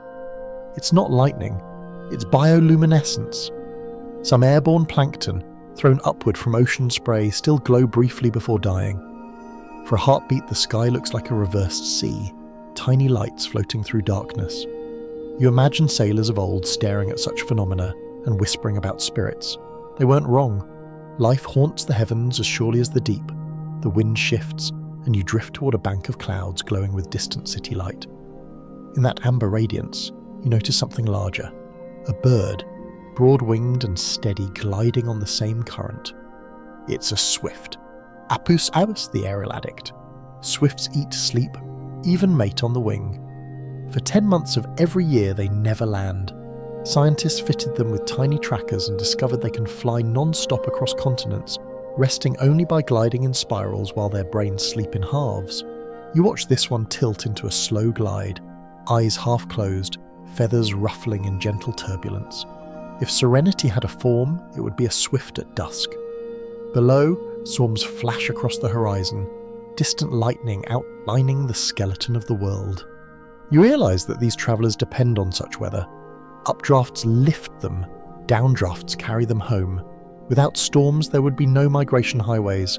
The chaos you once feared is also the scaffolding of life. You file that away as another quiet joke from the universe. A gust sends you spinning through a cluster of faintly glowing dust.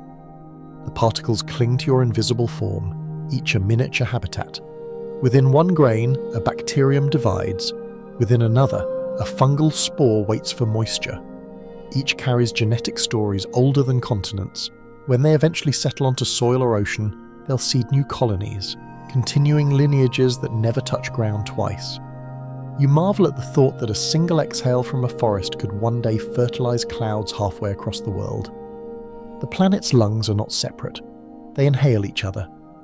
You sink gradually back toward lower altitudes, where the air thickens with warmth and scent.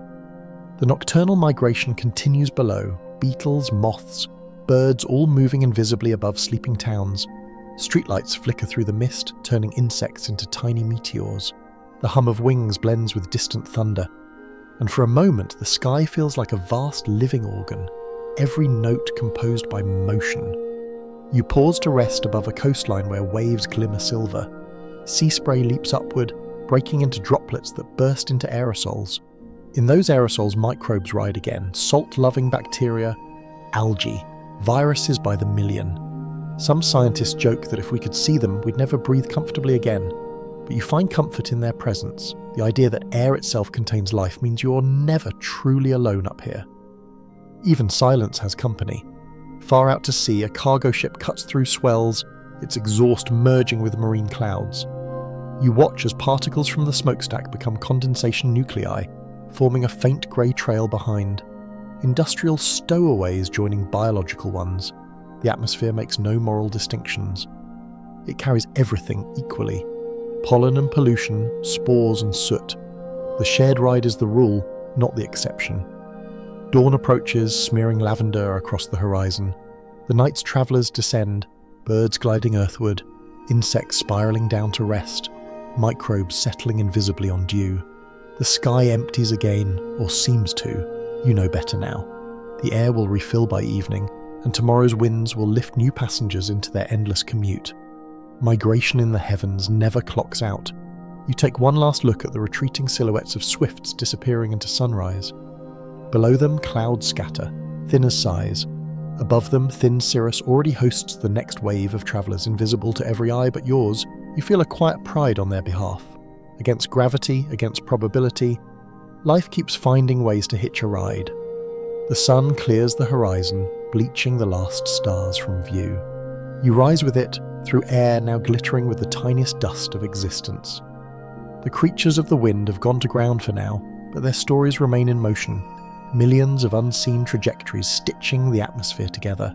You drift on, grateful witness to a sky that is never empty, only misunderstood. The morning feels newly washed, the kind of clean that exists only for a few hours after sunrise, before the day's noise and heat smudge the edges again. You hover where the sky turns from pale gold to blue, watching thin cirrus strands scrawl across the upper air. They look deliberate, lines of cursive handwriting in a language you almost understand. Humans have been trying to read such messages for as long as they've had eyes. Before clouds were data points and satellite images, they were omens, letters from gods, daily horoscope and headline written in vapor. And you're about to wander through that history. Below you, the earth wakes slowly, a thin ribbon of smoke from a breakfast fire, a shimmer of water on fields, the rhythmic glitter of car windshields heading east, all of it framed by the sky's restless script. You think of early people staring upward, desperate to translate the shapes above their heads. Long before there were meteorologists, there were interpreters of heaven. In Mesopotamia, priests climbed ziggurats to study the writing of Anu, believing each cloud carried divine commentary on wars or harvests. Thick anvil shapes meant wrath, soft layers meant mercy. Historians still argue whether these priests were primitive forecasters or artists describing pattern as poetry. Either way, they were humanity's first sky readers. You drift higher, into a stream of wind that curl like ink bleeding through paper. The clouds here morph rapidly, horses galloping, faces appearing, castles melting into smoke. It's impossible not to anthropomorphize them. Your brain insists on meaning. Somewhere deep in human wiring, pareidolia turns chaos into message. You think of an old Greek sailor, perhaps, staring at a shelf of clouds along the horizon and whispering to his crew that Zeus was displeased. The next day, a squall hits, confirming the interpretation. Prediction or coincidence? The line between them is as thin as cirrus. A swallow darts past you, chasing invisible prey. It cuts across a patch of cloud that resembles a feathered quill, and for a heartbeat you see the metaphor too perfectly to ignore. Nature writing nature. The sky has always been both paper and pen, its ink evaporating before it can dry. In the Middle Ages, monks painted miniature clouds into illuminated manuscripts as symbols of revelation, the border between heaven's secrets and earthly comprehension. One could argue you're living inside that border now. You float lower, entering a layer of cumulus where the sunlight pulses through breaks like a strobe. Each burst lights up a different scene below. Farms, villages, river bends. You imagine how every culture invented its own translation system. The Maori saw the clouds as the breath of their ancestors, the Navajo as the tracks of holy beings. In ancient China, the auspicious clouds signaled prosperity. An emperor's hired court artists to paint them as omens of virtue. Even the word cloud in classical Chinese, yun, was a homophone for fortune. Historians still argue whether these traditions were meteorology or public relations. Either way, sky imagery kept empires inspired and obedient. You rise again through a gap where sunlight pours like honey. It glazes your surroundings in warm gold, and you realize that this obsession with celestial messages never faded, it just rebranded. The same curiosity that once built temples now launches weather satellites. In 959, the first meteorological satellite, TIROS-1, beamed back black and white images of swirls over Earth, and scientists gasped. Those blurry loops were storms seen from above for the first time. Humanity had finally learned to read the sky's handwriting from the top down. It must have felt like turning the page on the oldest book ever written. You hover for a while, imagining those early images appearing on laboratory screens, grainy, ghostly spirals like fingerprints of the divine. The thrill must have been electric. For millennia, people prayed to clouds. Suddenly, they could predict them, and yet the wonder remained. Even today, forecasters speak of listening to the atmosphere, hearing patterns in data. The language of reverence never left, only shifted dialects. Below, a thin white trail cuts through the air, an airplane contrail drawn ruler straight across the blue. It looks almost arrogant amid the organic shapes of natural clouds, as if humans have added their own punctuation to the Jour de Sky's prose. You drift closer, watching the ice crystals within the trail catch sunlight and bloom into cirrus feathers. Within minutes, the straight line blurs into poetry again. The atmosphere edits without asking. You remember reading about World War II pilots who used contrails as accidental communication, signals that revealed position, humidity, even morale. Entire bombing runs failed because long white tails betrayed secrecy. After the war, the same phenomenon became a comfort. Ordinary people lying on lawns, tracing contrails as proof that the world was connected. Messages of destruction turned into messages of belonging. The sky is nothing if not a master of rebranding. The wind shifts, carrying you east over a patchwork of countryside. A storm front looms ahead, dark, slow-moving, its edges curling like script thickening into bold type. Lightning flickers within, punctuation marks in a sentence of vapour. You enter the cloud cautiously, feeling the pressure change around you. Inside, the world is muffled grey, the light diffuse and uncertain. It feels like stepping into an unwritten page. You can almost imagine words forming from the vibration of droplets colliding. Deep within the storm's belly, you recall a strange scientific fact. Lightning produces low-frequency radio waves called whistlers, signals that bounce between Earth and the ionosphere. Researchers record them with special antennas and translate them into sound, melancholy rising tones, like whale songs from the upper atmosphere. They call this study spherics, the music of the sky. You listen now and swear you can hear faint murmurs between each flash, messages too large for human grammar. Historians still argue whether such patterns count as communication or coincidence, but standing here amid the thunder's echo, you suspect the distinction doesn't matter. Every system seeks expression, even if it can't articulate why. The clouds write their moods in light and sound. Humans decode what they can and call it science or prophecy or art. A bolt splits the air nearby, blinding white, its afterimage lingering like handwriting burned into your eyelids. Thunder follows, deep and resonant, the syllable that completes the sentence. Then, as quickly as it came, the storm eases. Rain falls in curtains, erasing its own words. You drift out of the downpour and into open sky again, where sunlight returns like a punctuation mark of relief. Beneath you, a river reflects the retreating clouds. You remember how ancient navigators used those reflections to predict wind shifts. Polynesian voyagers sailing by starlight could read the sky's messages reflected in waves. They recognized the faint glow beneath certain cloud types as hints of nearby islands. It's astonishing. Centuries before satellites, humans could map entire oceans by decoding water and vapor. Their accuracy was so precise that modern sailors still consult their methods. The line between superstition and Sven once again dissolves in mist. You follow the river's path until it widens into a lake. On its shore, a modern meteorological station gleams, radar dish spinning lazily, sensors blinking red and green. The instruments hum, converting wind into numbers, temperature into pixels, motion into forecast. Inside, scientists sip coffee, half listening to the rain tapping on the roof. They might not think of themselves as priests, yet their work is the same, interpreting messages from above, predicting moods of the divine machine. You smile at the continuity. The rituals have changed costumes, but not purpose. Even everyday people still read the sky instinctively. Farmers watch for halos around the moon. Pilots study the formation of lenticular clouds. City dwellers glance at sunsets for colour clues about tomorrow's commute. There's an old saying, Red sky at night, sailor's delight. Red sky in morning, sailor's warning. It survives not because it rhymes, but because it works. Atmospheric scattering ensures that reddish dawns often signal moisture moving in from the west. A nursery rhyme turned empirical law. The boundary between wisdom and observation blurs like contrails into cirrus. You climb higher once more, passing through the remnants of the storm. The air clears rapidly, revealing a panorama of layered clouds stretching toward the horizon.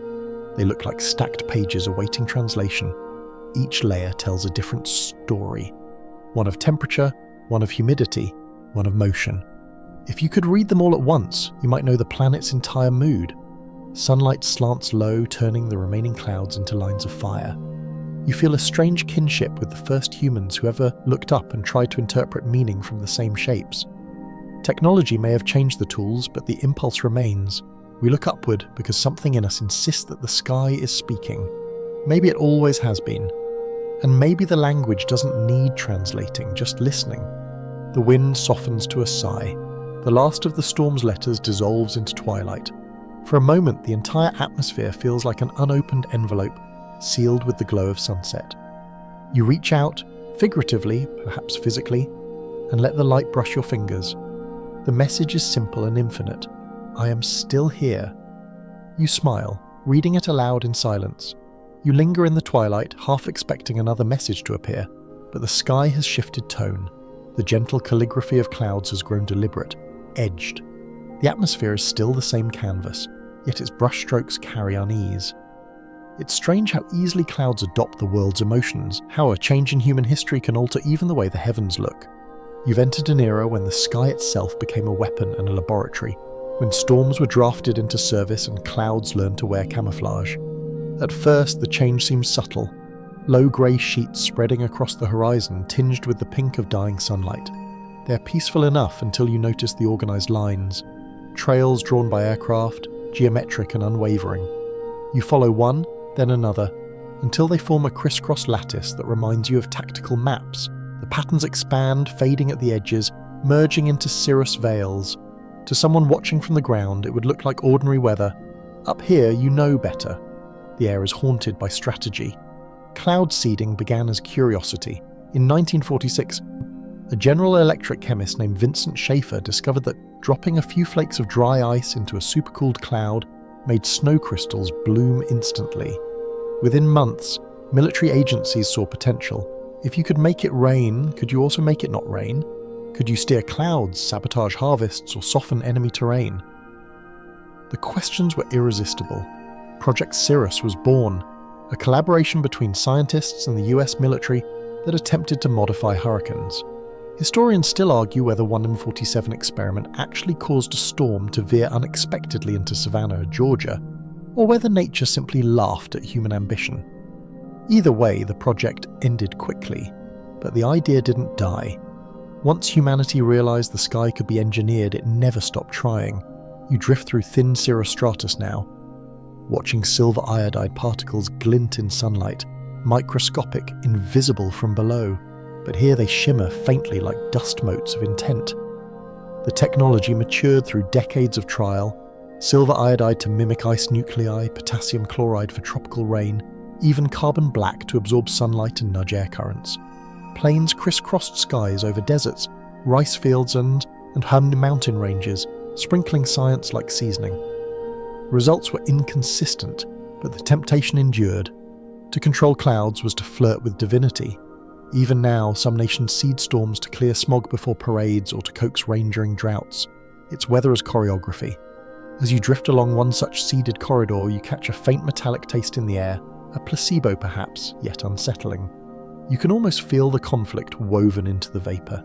Not long after Schaefer's discovery, governments imagined weather warfare. During the Vietnam War, Operation Popeye attempted to extend monsoon seasons over enemy supply routes by inducing extra rain. The code phrase, "make mud, not war," circulated among technicians who never saw the flooded villages below. When the operation came to light in the 1970s, global outrage followed. The United Nations eventually banned environmental modification for hostile purposes. Still, the clouds remember, they were conscripted once. You descend through the remnants of one such system, the air damp and oddly chemical. From this altitude, you can see the boundary between natural and engineered weather blurring, the same grey spreading over both. The term silver lining takes on new meaning here, because literal silver particles are drifting through every layer. Irony, it seems, loves a good pun. You laugh quietly, then feel guilty for it. The sun edges lower, and the clouds catch fire in its last light. It's breathtaking, but you know the palette hides pollution, sulfates and soot that amplify sunsets into neon masterpieces. After the eruption of Mount Pinatubo in 1991, the sky glowed scarlet worldwide for months due to sulfur aerosols high in the stratosphere. The same principle now tempts geoengineers who propose solar radiation management, injecting reflective particles to cool the planet artificially. Historians still argue whether this would be salvation or hubris. You hover in the thickening dusk and think, perhaps both. The line between protection and provocation blurs like condensation on glass. You drift east, where thunderheads brood over a military testing ground long decommissioned. Decades ago, radar technicians here learned to read weather echoes because of storms interfered with missile tracking. Later, those same techniques evolved into Doppler systems that save lives by predicting tornadoes. War, it turns out, is a terrible but effective teacher. The irony deepens. Instruments built to detect enemies now watch over farmers. Even clouds enjoy their redemption arcs. Beneath you, desert stretches like parchment, wind scribbling dunes into new patterns. The air carries fine sand upward. Each grain becomes another condensation nucleus, the raw material of future storms. You wonder if the atoms you're passing through once served elsewhere, particles of ash from Hiroshima perhaps now recycled into gentle cirrus. The thought is uncomfortable but strangely comforting too. Destruction can't outlive transformation forever. The atmosphere has no memory for malice, only chemistry. Far ahead, a squall line forms where warm and cold fronts collide. You approach cautiously. Inside, turbulence thrashes like a living thing. Yet amid the chaos, you find streaks of metallic chaff, thin aluminum strips released by jets to confuse radar. They glitter for a heartbeat before melting into the mist. During the Cold War, skies over Europe glittered with such decoys. On the ground, people watching sudden sparkles in twilight made wishes on what they thought were falling stars. You can't decide whether that's tragic or poetic. Perhaps both. You push deeper into the storm until lightning paints everything in negative. The air around you crackles with potential, like a switch half flipped. You sense how easily this power could be directed if someone ever solved the equations. The thought is thrilling and terrifying. Humans already seed clouds, chase hurricanes, even launch rockets through thunderheads to trigger controlled strikes for research. So far, the sky indulges them like a patient parent, letting the children play with sparks but not with the fuse. Another burst of light reveals a rain curtain ahead. You pass through it, emerging into calm air. The world beneath looks newborn, fields dark with moisture, city lights blurred by haze. You realize that despite centuries of attempts, the most successful weather modification is still the simplest: trees. Forests influence rainfall through transpiration, sending vapor upward to seed their own clouds. Nature's unpatented technology works quietly, tirelessly, without funding proposals or treaties. You smile. The best engineers never asked for credit. As night deepens, you drift over a mountain range where snow glows faintly blue. Here, peaceful cloud seeding continues, not for war or vanity, but for water supply. Pilots release silver iodide into the frigid air, coaxing more snow for reservoirs below. You watch flakes thicken, falling slow and sure. It's gentle manipulation, a soft nudge rather than domination. You wonder if this is the ethical middle ground, humanity acting as apprentice rather than master. Perhaps the sky prefers partners to conquerors. You remember another stranger episode. During the 1960s, British scientists conducted Operation Cumulus, allegedly to test rainfall enhancement. Shortly afterward, catastrophic floods hit Devon, killing dozens. Official reports denied connection, but locals called it the rain-making disaster. Historians still argue whether coincidence or consequence, but the phrase rain-making stuck, migrating into business slang for someone who brings fortune. It's oddly fitting. To conjure profit or precipitation, you must first gamble with balance. Below, city lights flicker through thin fog. their halos pulsing with sodium orange warmth. Somewhere in those streets, people glance up and see nothing unusual. A cloudy evening, maybe a chance of rain. They don't know the sky above them carries decades of experiments, particles from 100 nations, residue of ambition and remorse. You wonder if awareness would change anything. Probably not. Humans have always tried to rearrange the heavens from prayer to rocket. Still, not all manipulation breeds tragedy. The same research that once weaponized clouds now aids drought relief, hail suppression, wildfire prevention. Even contrails, though scorned for their role in climate forcing, can reflect enough sunlight to cool localized regions. The atmosphere, generous and stubborn, repurposes every mistake into a new lesson. You admire its resilience, the ultimate silver lining. A streak of lightning far off the coast catches your attention. It illuminates the horizon just enough to reveal something breathtaking. A towering cumulonimbus, perfectly shaped, its top glinting with moonlight. For all the science and strategy, for all the meddling and misunderstanding, the raw spectacle remains unowned. You drift closer, humbled. The storm doesn't care who seeded what or which flag flies beneath it. It simply exists, fulfilling its purpose of movement and exchange. You feel small again and grateful. The wind quiets, carrying the faint scent of rain. Clouds thin into ribbons, silver-lined, in the literal moonlight now. You float there, suspended between guilt and grace. Perhaps that's what every human invention in the sky amounts to, a search for redemption written in water vapor. The clouds seem to forgive. They keep forming, keep raining, keep cleansing. They've seen worse. You close your eyes and let the air cool your skin.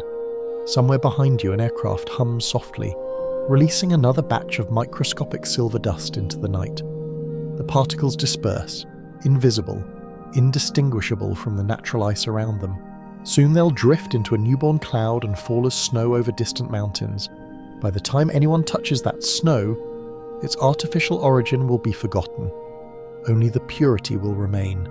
The irony feels gentle now rather than sharp. The sky, endlessly patient, folds human folly into its routine like sugar into tea, diluting bitterness until only sweetness lingers. War clouds fade, but silver linings persist.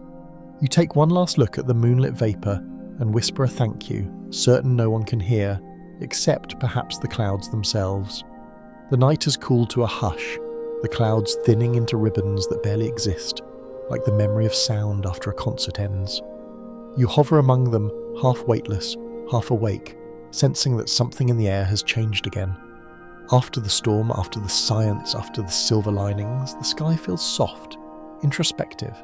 The heavy experiments have drifted away, leaving only imagination behind. This is the sky's favourite pastime, dreaming. And you realise with a slow grin that humanity learned the habit from clouds. They are, after all, the planet's oldest dream factories. You watch vapour twist into shapes no one ordered, dragons and angels, ships, faces that dissolve before they're named. You remember being a child lying on grass, pointing upward, assigning stories to every shape. That impulse never left. It merely matured into art, poetry, cinema. Somewhere between physics and fantasy lies the space clouds occupy in human thought. They make us imagine motion where there is only drift, personality where there is only process. You can't help but love them for it. Long before Freud made a business of dream interpretation, people saw clouds as the mind's outward reflection, mental weather. In Renaissance paintings, saints rode them as vehicles between worlds. In romantic poetry, they symbolized moods too large for the body. Shelley's 1819 ode still floats through your memory. I am the daughter of earth and water, and the nursling of the sky. Historians still argue whether Shelley meant nature's unity, or simply wanted to brag about his vocabulary, but the result endures. His words gave clouds voice, and ever since, we've listened for emotion in their silence. You drift lower, through thin stratocumulus that glow silver under the moon. Each layer feels like gauze wrapped around the planet's sleeping thoughts. You picture the atmosphere dreaming, its neural network of pressure fronts and jet streams firing slow pulses across hemispheres. Somewhere a monsoon stirs, somewhere else a drought sighs. Weather is the world's subconscious. revealing what the conscious crust tries to hide. You almost laugh at the sale of it. Therapy for an entire planet conducted nightly by water vapor. Below, city lights form constellations of their own. Neon and halogen bleed upward, painting the base of clouds in peach and violet. You realize these reflections are humanity's nocturnal fingerprints, evidence of restlessness. Even when the world sleeps, it glows with unfinished thoughts. You imagine every office window, every street lamp, as a neuron in the brain of civilization. The clouds simply mirror that activity, turning insomnia into weather. A gentle wind pushes you eastward toward a coastline. Over the sea, the clouds regain their darkness, free from light pollution. They move with serene rhythm, each swell of vapor synchronized with the tide below. You sense why writers call them muses. Turner painted them obsessively, chasing the golden smear of dawn across storms. Constable treated them as portraits, precise and reverent. In the 1800s, art critics mocked such scientific skies, accusing painters of obsession with meteorology. Historians still argue whether that ridicule was jealousy or simply foggy understanding. Either way, those canvases survive, glowing with the kind of motion no photograph can capture. They're proof that clouds taught us how to dream in colour. You remember the first time humanity tried to photograph clouds properly. It was the late 19th century. Cameras needed long exposures, but clouds moved too fast. To capture them, photographers overexposed the sky, producing ethereal white forms against dark horizons. The results were haunting, half documentation, half hallucination. The same dilemma persists in digital age. Sensors too slow for dreams. The sky always stays a step ahead of technology, coy and unrecordable. A shimmer crosses your vision, thin cirrus illuminated by moonlight. The fibers twist into something that looks almost human, then unravel. You wonder if the clouds themselves borrow imagery from us, not the other way around. Perhaps they mimic our faces out of curiosity, reflecting the species that can finally describe them. It's a flattering thought, but one you can't prove. Some theories are meant to stay soft. The air around you trembles gently. Temperature gradients cause small lenses of moisture to form and vanish. The effect resembles breathing. You imagine inhaling through the sky's lungs and exhaling poetry. For centuries, people literally did. Chinese poets composed cloud verse to capture fleeting emotion. One Tang Dynasty writer compared his lover's mood to a sunset hidden behind gentle fog. You suspect he survived the relationship only because metaphors are less combustible than honesty. Still, his imagery persists, proof that love, like weather, thrives on turbulence. You drift through mid-altitude air where aircraft once carried mail. You picture envelopes stamped par avion, tiny messages passing through the same corridors you're gliding now. Even love letters needed clouds to deliver them. The sky apparently has always freelanced as courier for the heart. These days, digital messages leap through satellites instead of vapor, but the symbolism lingers. Cloud storage, humanity calls it. An unintentional confession that we trust our memories to the same medium that forgets shapes every 10 seconds. You can't decide if that's poetic or poor planning. Lightning flickers far away, illuminating the horizon with soft blue flashes. Storms in sleep mode, dreaming too. You move toward them out of curiosity, not fear. Within the fading anvil you find pockets of gentle rain still falling, droplets whispering on themselves. The sound is tender, like applause from someone unwilling to wake you. You think about how many songs have compared love or longing to rain. Writers never tire of the analogy, maybe because it's accurate. Both arrive suddenly, soak everything, and leave you uncertain whether to feel refreshed or ruined. You rise above the storm again, into the high, cold quiet where noctilucent clouds drift. They glow faintly silver against deep indigo, sunlight from beyond the horizon reflecting off ice crystals 80 kilometers up. They're the rarest clouds, visible only during twilight and only at high latitudes. To most people they look supernatural, sky phosphorescence, heaven with mood lighting. Scientists discovered them after the 1883 eruption of Krakatoa, when atmospheric dust made sunsets last hours. Historians still argue whether noctilucent clouds existed before then or if pollution birthed them. Either way, they have become emblems of modern beauty. Delicate, endangered, probably our fault. You float among them now, the air thin enough to taste starlight. The colours shift from silver to cobalt to faint electric blue, the palette of insomnia. If dreams had architecture, this would be it.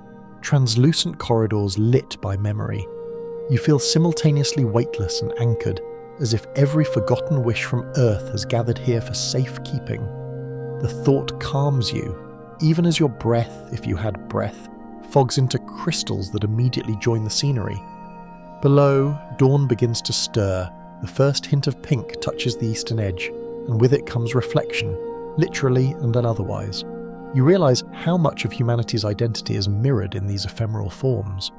Philosophers like John Ruskin once claimed that clouds were the thoughts of heaven, their shapes revealing divine temperament. Today, psychologists use the same language to describe the human mind: fleeting, mutable, beautiful in instability. We've internalized the weather. When we say our heads are cloudy, we're telling the oldest truth we know. You glide lower, through the atmosphere growing warmer, the clouds around you transforming again into playful cumulus. Children in some field below are probably naming them dolphin, castle, dinosaur. Their laughter carries faintly upward. You realize that the act of naming clouds is humanity's first creative writing exercise. It teaches imagination and impermanence simultaneously. Invent a story, then watch it dissolve. Few classrooms are as effective. Another memory surfaces. Salvador Dalí lying on his back in Spain, sketching melting watches after watching afternoon cumulus droop in heat. The sky literally inspired surrealism. Even modern technology borrows metaphors from above. Cloud computing, cloud gaming, Cloud9. The atmosphere is humanity's default symbol for possibility, even when tethered to servers. You grin. The marketing department of existence clearly knows its audience. The wind carries you toward the ocean again. Sunlight creeps higher, tinting everything with peach and coral. The world is waking, stretching, preparing for its daily cycle of forgetting and remembering. You watch how clouds begin to rebuild from sea vapor, new dreams rising even as old ones fade. The continuity feels intimate, almost parental. The sky dreams, the earth responds, and somewhere in between, you pause mid-air, savoring the silence before day begins in earnest. All around you, the newborn clouds glow like thoughts waiting to be spoken. You realize that every artist, every poet, every lover who's ever looked up was trying to translate this exact moment, the border between nothing and something, so between potential and form. The sky is perpetually on the verge of saying yes. The light strengthens, colors flatten into daylight blue. The dream factories shut down for now, their night shift completed, but the residue of imagination lingers in the air, shimmering faintly like invisible dew. You inhale it, feeling calmer, fuller, almost human again. For all its unpredictability, the atmosphere has a routine: create, destroy, rest, repeat. In that rhythm lies reassurance. The sky dreams so the world can stay awake. You look one last time at the soft horizon where silver fades into gold. The day ahead will bring new clouds, practical ones that forecast weather, maybe even storms, but you know their secret. Every cumulus carries a trace of last night's dream, and as long as clouds keep forming, imagination will never truly dissipate. The factories will reopen at dusk, steam-powered by wonder. You drift onward, warmed by the sun now climbing behind you. The world below blinks into clarity. Fields, rivers, towns, each glowing slightly under the memory of its own atmosphere. You smile, realizing that even reality looks dream-washed from up here. The sky has done its job. The dream is complete, at least until tonight. You drift higher again, rising out of the pastel warmth of the morning into air so thin it almost forgets how to breathe. Below you, the dream factories fade into daylight cumulus, busy, efficient, already making weather instead of poetry. But above that bustle lies a quieter realm, where clouds do not change by the minute but by the millennium.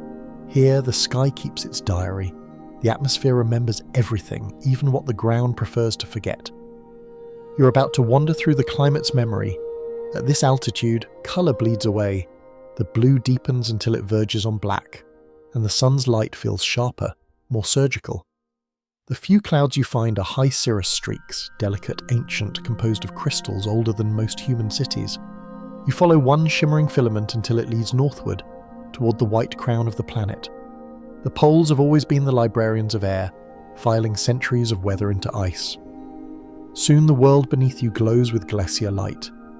The expanse is hypnotic, ridges upon ridges of frozen time stretching to the horizon, each layer compressed snow that once fell as whispers of storm. You descend until your feet, if you had any, hover inches above the surface. The wind here sings in a single note, pure and endless. Beneath that song lie secrets measured in bubbles. Scientists learned to read them only recently.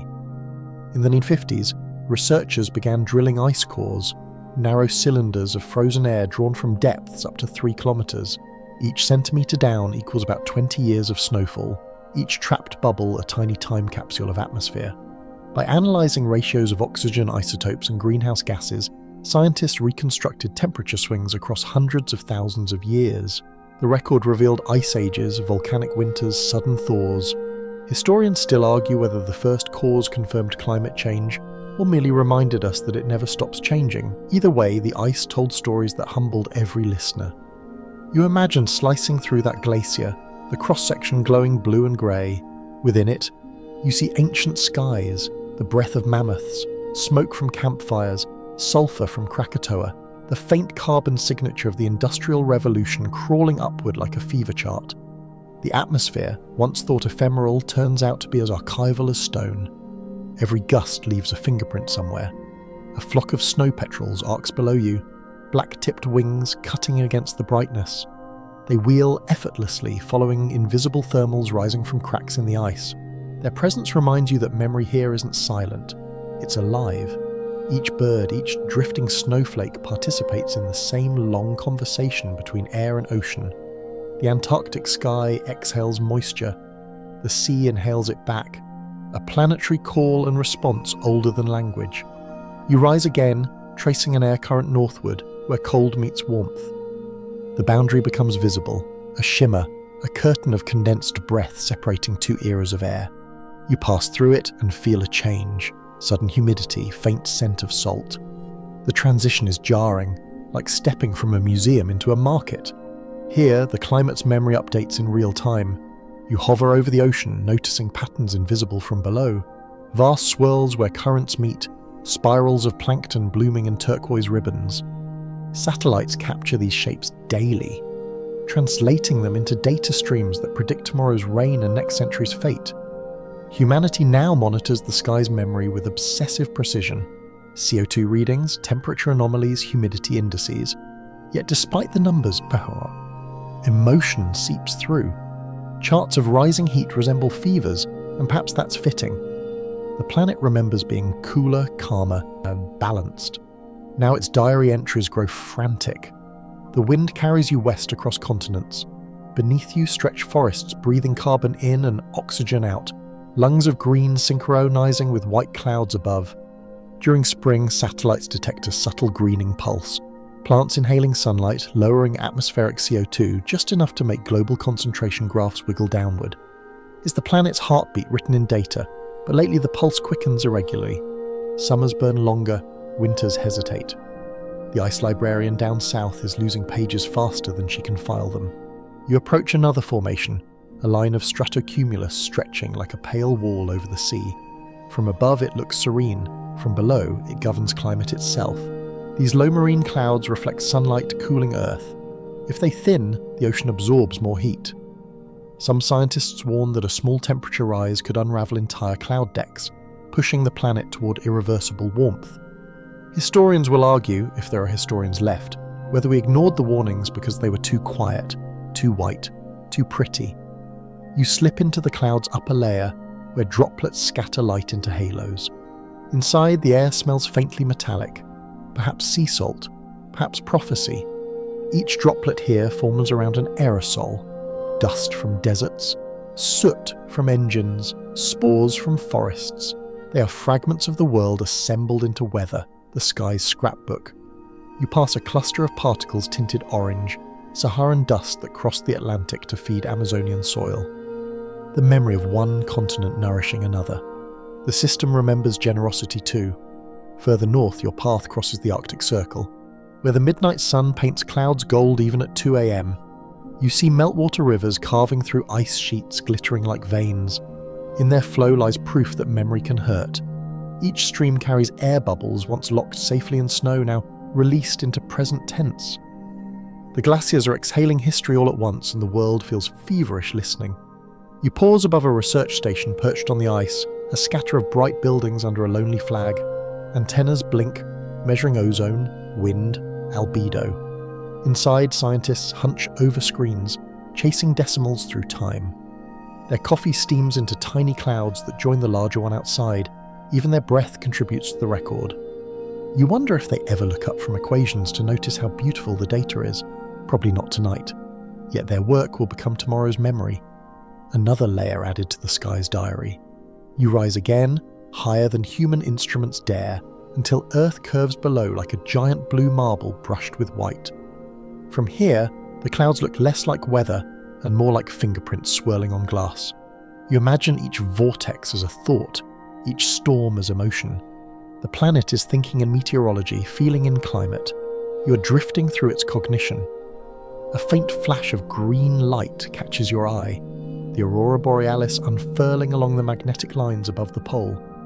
Charged particles from the sun collide with atmospheric gases, igniting curtains of colour that dance silently across the stratosphere. The show is ancient yet renewed every solar cycle, proof that even memory enjoys embellishment. Early Norse sailors saw these lights and thought them reflections of Valkyrie's armour. Scientists now know they mark Earth's protection against solar rage. Historians still argue which explanation is more comforting. As you pass through the auroral glow, static tingles around you, the air alive with faint crackles. For a moment you feel the electric hum of the planet's pulse, magnetosphere vibrating, atmosphere singing, oceans responding below. Every layer interacts, remembers, adjusts. The climate's memory isn't stored in one archive. It's a network of correspondence, like neurons firing across a vast mind. Forgetting would mean death. Remembering, however painful, means survival. You drift south again, following the Terminator line where day meets night. Along that edge, clouds blush mauve and bronze, recording sunset temperatures in the language of infrared. Somewhere beyond sight, satellites translate those colours into numbers. You envy their clarity, yet you know that behind every dataset lies emotion, the same awe you feel now. Scientists just call it curiosity to keep from sounding romantic. Below, forests burn faintly, thin smoke rising into your path. The haze thickens, forming new cloud seeds. Even destruction writes itself into the diary. Within months, this smoke will circle the globe, shading sunlight, altering rain patterns thousands of kilometers away. The atmosphere wastes no experience. Every tragedy becomes instruction. You emerge from the haze into cleaner air over the Pacific. Stars reappear, bright and sharp. For a while you float in silence, thinking about how the sky carries both memory and mercy. Despite everything, fires, floods, melting ambition, the cycle persists. Clouds still form, rain still falls, and somewhere children still chase puddles. The atmosphere forgives by continuing. Dawn approaches again, washing the horizon in silver. You sense warmth returning, new convection stirring below. The next generation of clouds begins to climb, each vapor molecule carrying the history of countless previous lives, ocean to air, to snow, to melt to sea again. Nothing is lost. Only rewritten. You realize memory in the sky isn't static, it's iterative. The planet edits itself perpetually. You rise above the newborn cumulus, letting sunlight scatter into prisms around you. For a moment the world gleams as if newly made, and you feel an odd comfort. The atmosphere remembers it enough to keep trying. Maybe that's all survival requires, a long attention span. Beneath you, the polar ice still glows, though thinner now, riddled with melt ponds that mirror the sun. The reflections look like eyes staring upward, patient and unreadable. You wave, figuratively, and imagine the ice winking back, acknowledging that you too are part of its story. Every breath, every exhale joins the record eventually. The climate forgets no one. You drift higher until even the sound of wind fades. The earth turns quietly below, veiled in pale cloud bands. From here, memory looks peaceful. You know better, but you let the illusion soothe you. The sky has been remembering for 4 billion years. It will keep doing so long after every monument below erodes. And when future eyes, human or otherwise, study the layers you've seen tonight, they'll find traces of this moment, a time when the clouds themselves bore witness. For now, that's enough. You exhale, invisible, and join the record. You descend slowly from the thin, frozen vault of the planet's memory back into the busier air where humans live and scheme. After the ancient patience of the polar clouds, the lower atmosphere feels loud, machines buzzing, contrails stitching, drones humming like impatient mosquitoes. You can smell industry even up here. Faint kerosene, hot circuitry, the metallic tang of effort. This is the age of the artificial sky, the newest experiment in the planet's long dream of self-editing. For better or worse, humanity has begun to manufacture its own weather. Below you, the horizon glints with city light even at midday. Towers push upward, glass skins catching sunlight and throwing it back to the clouds in sharp, deliberate angles. From above, urban heat islands look like campfires, each metropolis radiating warmth that bulges the atmosphere above it. Cumulus form directly over highways, their bellies stained grey with exhaust. You float down into one, feeling how heavy the air has become. Every molecule carries fingerprints of combustion. The droplets here are fatter, dirtier, eager to fall. Pollution, it turns out, is an over-enthusiastic cloud seed. A plane roars past, sleek silver, leaving twin white lines that expand into feathery sheets. Contrails again, only denser than the ones you saw decades earlier. They spread across the sky like pages in fast motion, merging into a synthetic overcast. Satellites track these man-made cirrus and estimate that they trap as much heat as some nations emit on the ground. Historians still argue whether contrails deserve their blame or their fame, villainous blankets or unintentional art projects. You drift along one and feel the contradiction in your skin, cold from altitude, warm from trapped radiation. The balance is delicate, and no one quite controls it. Far below, in the desert of Nevada, you spot a shimmer, rows of mirrors the size of lakes. Solar farms, concentrating light to feed hungry cities. Around them, dust devils spin as the ground heats unevenly, sending thermals skyward, artificial sunshine breeding natural wind. Humanity can't help but create side effects. Every solution writes a subplot into the atmosphere's story. You ride one of those thermals upward and feel how easily engineering and weather entangle. 1,000 kilometers east, another experiment glows faintly blue. This one isn't solar, it's stratospheric. Balloons the size of cathedrals rise, venting aerosol mists meant to mimic volcanic cooling.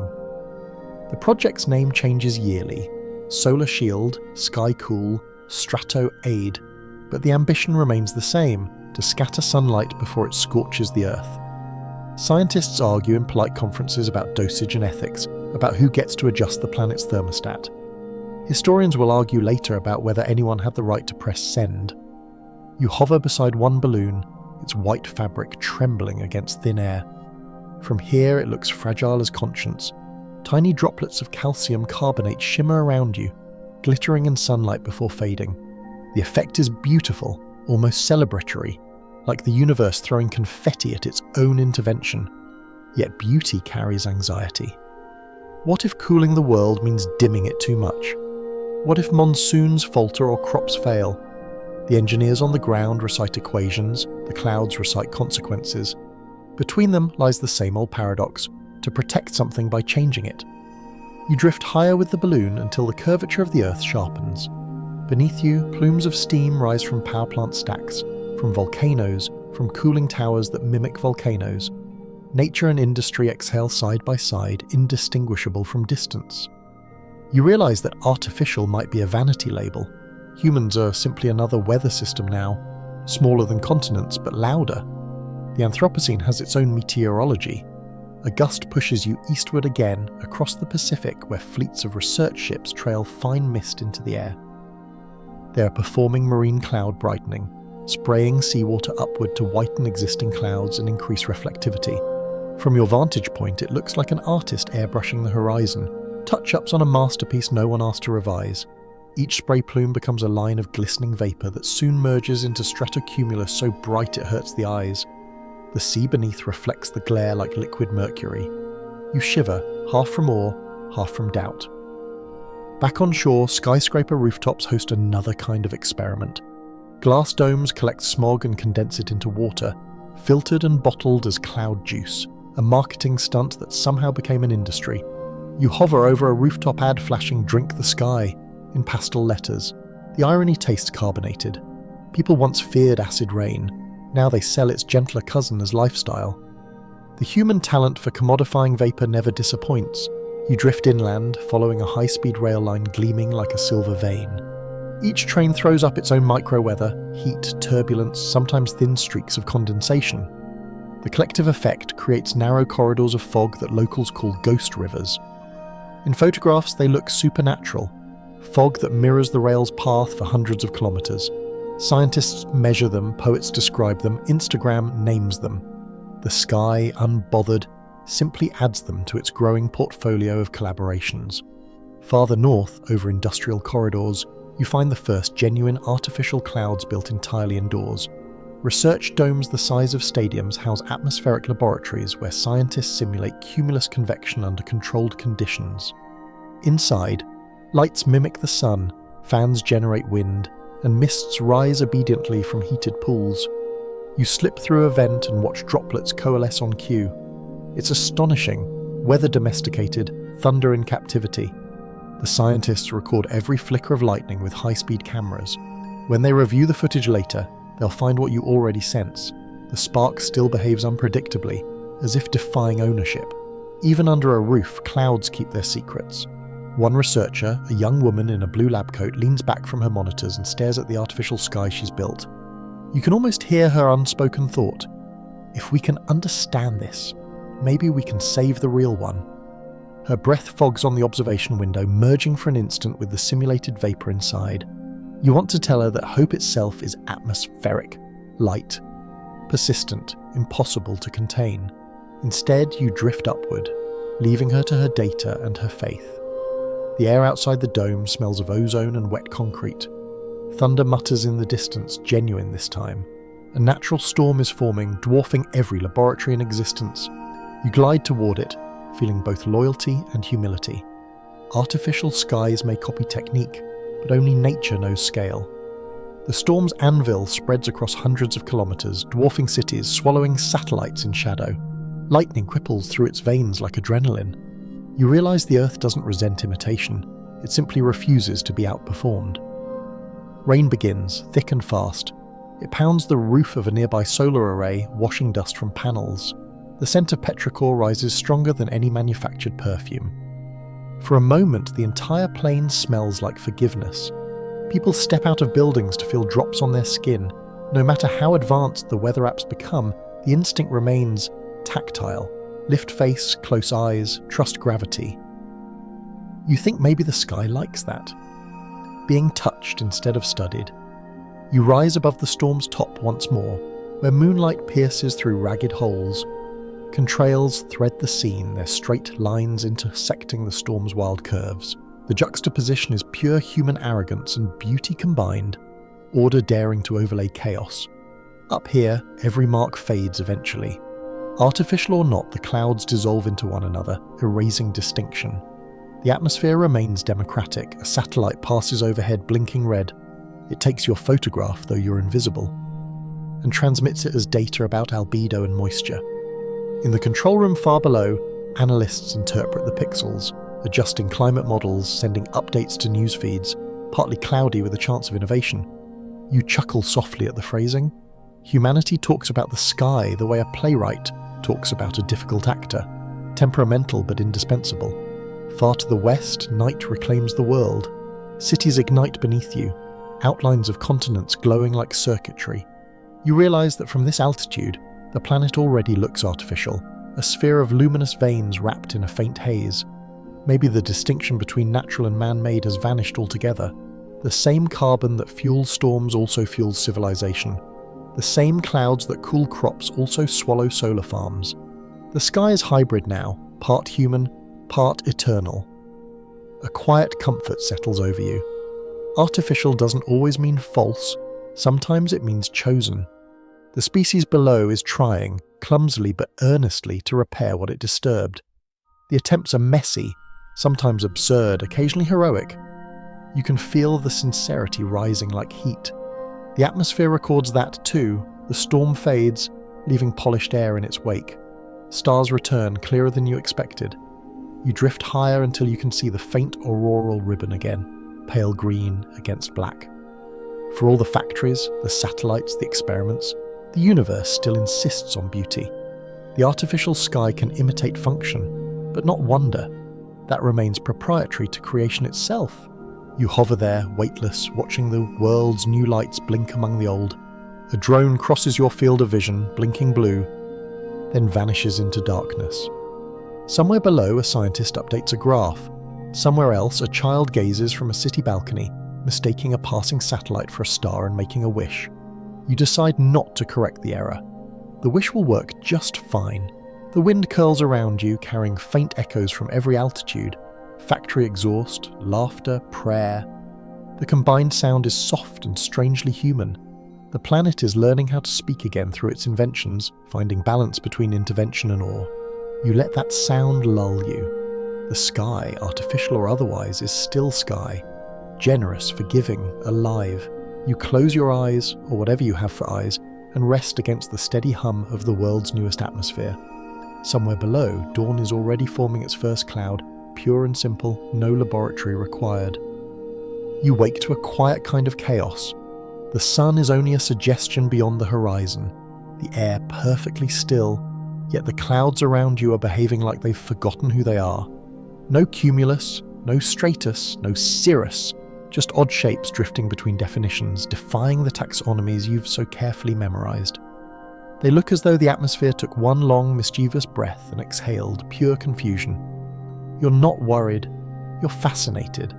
After all the engineered skies and planned weather, this feels deliciously unplanned. Welcome to the moments when clouds forget themselves. The first anomaly appears as a silver disk hovering above a mountain range. Smooth, symmetrical, unnervingly solid. It could be a flying saucer if you were still in the mood to believe in that sort of thing. Instead, you recognize it instantly, a lenticular cloud, formed when stable air crosses a ridge and ripples into standing waves.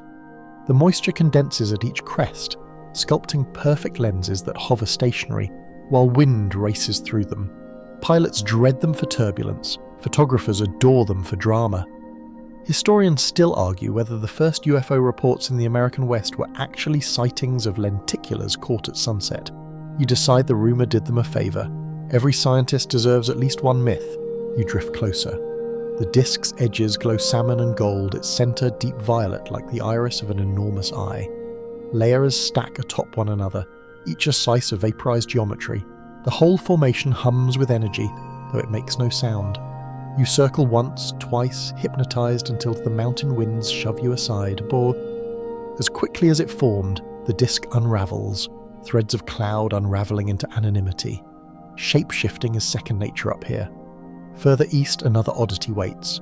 A row of long, cylindrical clouds stretched horizon to horizon, rolling like enormous white logs. You ride one for a moment, feeling the surface undulate beneath you. These are morning glories, atmospheric waves that form when sea breezes collide just right at dawn. Australia's Gulf of Carpentaria sees them regularly, elsewhere they're legends. Glider pilots chase them for hundreds of kilometers, surfing on invisible pressure. From within, you sense their pulse, gentle, rhythmic, like a giant breathing in its sleep. They vanish by midday, gone before most people look up. You whisper a thank you to whatever equation allowed you to catch this one. You climb higher through air that turns glassy. Here, thin streamers twist themselves into shapes too intricate for Latin labels. Kelvin Helmholtz waves, you realize. The sky's imitation of ocean surf where wind shear sculpts clouds into rolling crests that appear ready to break. They look like frozen sound. If you listen closely, you can almost hear the frequency. A soft, continuous whoosh. Painters try to copy them. Mathematicians try to model them. Both come close. Neither succeeds. They last only minutes. Perfect and impossible to keep like laughter. A flock of starlings passes through, their bodies slicing the pattern into ribbons that heal instantly behind them. You watch, delighted by how seamlessly nature edits itself. Even chaos has continuity. The birds vanish toward warmer latitudes, leaving you alone amid waves of vapor that could belong to sea or sky equally. You realise you've stopped distinguishing between them. Maybe the clouds haven't forgotten themselves at all. Maybe you have. Descending toward the coastline, you spot yet another eccentric formation. A ring of cloud with a clear hole in the middle, like a donut cut from fog. Fall streak hole, meteorologists call it. It happens when ice crystals form suddenly within a supercooled layer, triggering a chain reaction that evaporates surrounding droplets. The result looks artificial, an accidental halo punched through heaven. Airplanes often trigger them, meaning every now and then a pilot unintentionally signs his name across the sky. From below, the whole glows rainbow-rimmed. People post photographs online with captions like "portal to another dimension." You don't blame them. Science rarely cancels wonder, it just adds footnotes. You slip through the opening and feel a rush of cold, then warmth, then neutrality. The boundaries between layers blur as though the sky itself has decided that continuity is overrated. Below, thin mist curls into spirals over the ocean, tracing currents invisible to eyes without patience. You follow one spiral until it tightens into a miniature cyclone, barely a kilometre wide, harmless but proud. It spins like a thought that can't let itself go. You smile. Even the smallest whirlwinds want identity. Somewhere inland, fog begins to gather. It creeps low across fields, swallowing fences, dimming lights. You drift into it and find yourself surrounded by silence thick enough to hold. This is Stratus without ambition, content simply to exist.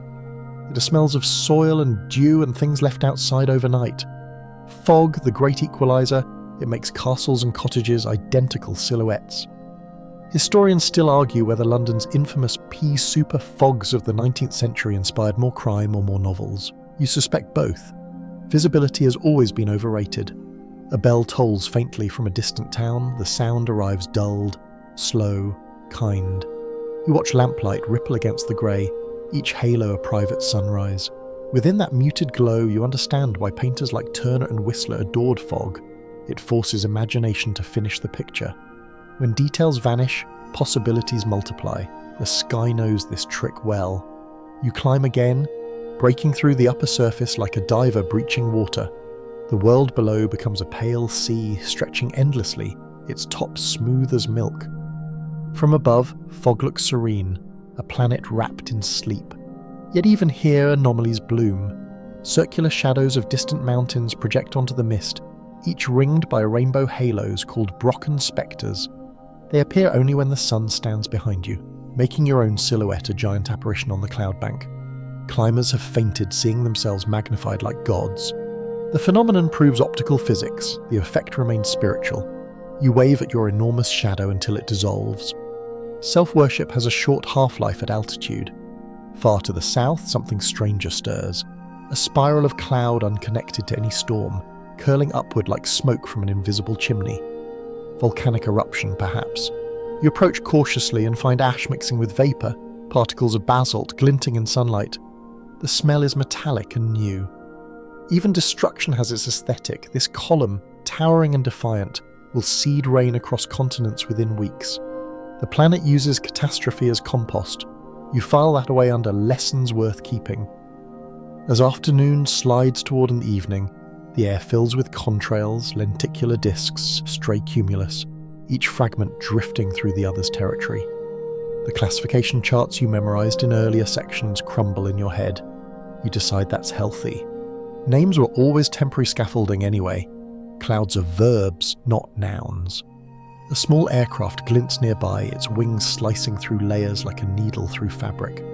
Turbulence ripples behind it, leaving a wake of vortex rings that spin silently. You follow one ring and find it morphing into a torus of vapour, self-sustaining, almost playful. Within seconds it collapses. But for that brief life it seemed conscious. You catch yourself whispering hello. The sky doesn't answer, unless the next gust counts as a laugh. Dusk arrives gently, dimming colours without erasing them. The lenticulars turn mauve, the morning glory rolls fade into ghosts, the fog below blushes faintly rose. It's the hour when everything hesitates between being and memory. You feel the atmosphere relax, its taxonomy loosened, its discipline undone. Maybe clouds forget themselves not from confusion but from relief. For a few hours each day they're free to improvise. You drift east with the cooling wind. Stars begin to peek through patches of thinning vapor, each one refracted into halos by lingering ice. The night will bring new oddities, sprites above thunderstorms, luminous pillars over frozen cities, green flashes at the edge of dawn. The sky never runs out of experiments, it simply rotates through them like an artist through sketches. As you glide, you recall a quirky fact. In 2009, the International Cloud Atlas officially added new categories for the first time in decades: asperitas for wave-like underbellies resembling turbulent seas, cave for those full-streak holes you flew through earlier. Humanity's catalogue continues to expand, proof that even the experts have surrendered to surprise. Historians still argue whether Asperitas deserves its own status, or is just Stratus having an existential crisis. You grin, perhaps both. Night settles fully. The world below darkens to ink, the clouds above to silver outlines. You pass through a final delicate layer, thin filaments glowing faintly in moonlight, rippling like silk on the deep water. There's no name for this one yet. You could invent one if you cared to. Maybe you will. Maybe you'll leave it blank so the next dreamer can decide. Either choice feels right. You pause, suspended between definitions, surrounded by shapes that refuse to behave. There's peace in this unpredictability. After all, perfection is monotonous, identity is exhausting. The sky, like everything alive, needs nights off from being understood. You close your eyes and listen to the subtle hiss of air molecules rearranging themselves into tomorrow's new mistake. When you open them again, the lenticular disk is gone, the morning glory rolls have dissolved, and the fog has lifted from the valley. Ordinary cumulus bloom in their place, simple, honest, self-aware. You smile, the relapse has passed, the clouds remember themselves again, or perhaps they've simply chosen a different disguise. Either way, the sky feels content. The wind softens to a whisper, cool against your face. You sense dawn waiting just beyond the horizon, ready to paint labels back onto everything. For now, though, anonymity reigns, and it's glorious. The nameless clouds drift lazily overhead, unbothered by taxonomy, uninterested in meaning. They exist, which is enough. You breathe with them until the first streak of light breaks the dark and the whole sky exhales. Another day begins, and with it another opportunity for the atmosphere to forget itself all over again. You hardly notice the first flicker. A quick pulse in the far distance, bright enough to outline the underbellies of clouds, but gone before you can react. Then another, cliché, followed by the faintest murmur like someone clearing their throat a few miles away. The sky is rehearsing. You've heard its polite version before, the low rumble that follows summer rain, but tonight the clouds seem restless, conversational. It's as though the whole atmosphere has decided to speak, and the only grammar it knows is light. You drift toward the gathering storm. The air ahead feels alive, charged, tingling with invisible static. Your skin prickles, each hair lifting in anticipation. The scent changes too. Ozone, sharp and metallic, the smell of electricity trying to become perfume. You recognize it immediately, pre-storm breath. In that aroma lies every thunderstorm you've ever known, every half-remembered afternoon when the world held still just before breaking. It's nostalgia disguised as physics. The first bolt arrives without warning. It cleaves the darkness from cloud to ground in a jagged white line, a punctuation mark carved by 30,000 amperes. For a moment, the entire landscape glows negative, trees black against white air, and then the thunder arrives, late but sincere, rolling through the sky like applause. You feel it rather than hear it, the vibration echoing through bone and vapor alike. If the earlier sections of this journey have been conversations with the sky, this one is a declaration shouted from the diaphragm. You've always thought of lightning as chaos, but up close it follows rules older than time. Charge separation begins within the cloud, ice crystals rubbing against hailstones, electrons migrating downward while positive ions climb. The imbalance builds until nature can't stand the suspense, and the discharge leaps to correct it. Historians still argue whether Benjamin Franklin truly proved this with his 1752 kite experiment or simply got lucky before electrocution. Either way, he helped translate celestial anger into circuitry. Every light bulb, every smartphone spark owes a footnote to that string in a thundercloud. You ride the wind along the storm's flank, where lightning forks horizontally between clouds. Each pulse illuminates structures normally invisible: columns, towers, hidden corridors of vapor. For a fraction of a second, you can see the architecture of turbulence, a cathedral built entirely of air and voltage. The design is perfect and impermanent. Within another heartbeat, it collapses back into darkness. You can't help thinking that lightning is the universe showing off its handwriting. A nearby flash splits the sky again, closer this time. And you count 1, 2, 3 before thunder catches up. That simple ritual, the counting of seconds, feels ancient, like reciting a prayer. The delay tells you distance, the vibration tells you awe. People have done this for millennia, perhaps since the first spark terrified our ancestors into inventing language itself. Some anthropologists even argue that thunder's rhythm inspired the first drums. Whether that's true hardly matters, the connection feels right. The sky strikes, the ground answers, and rhythm is born. You drift into the storm's core, where flashes come faster than thought. It's blinding, pale webs weaving through darkness, branches of light that never touch the same path twice. Each bolt heats the air to 50,000 degrees Celsius, hotter than the surface of the sun. Yet within milliseconds, the channel cools enough to collapse, creating the shockwave we call thunder. The process repeats thousands of times every minute, a heartbeat on a planetary scale. You feel tiny and thrilled.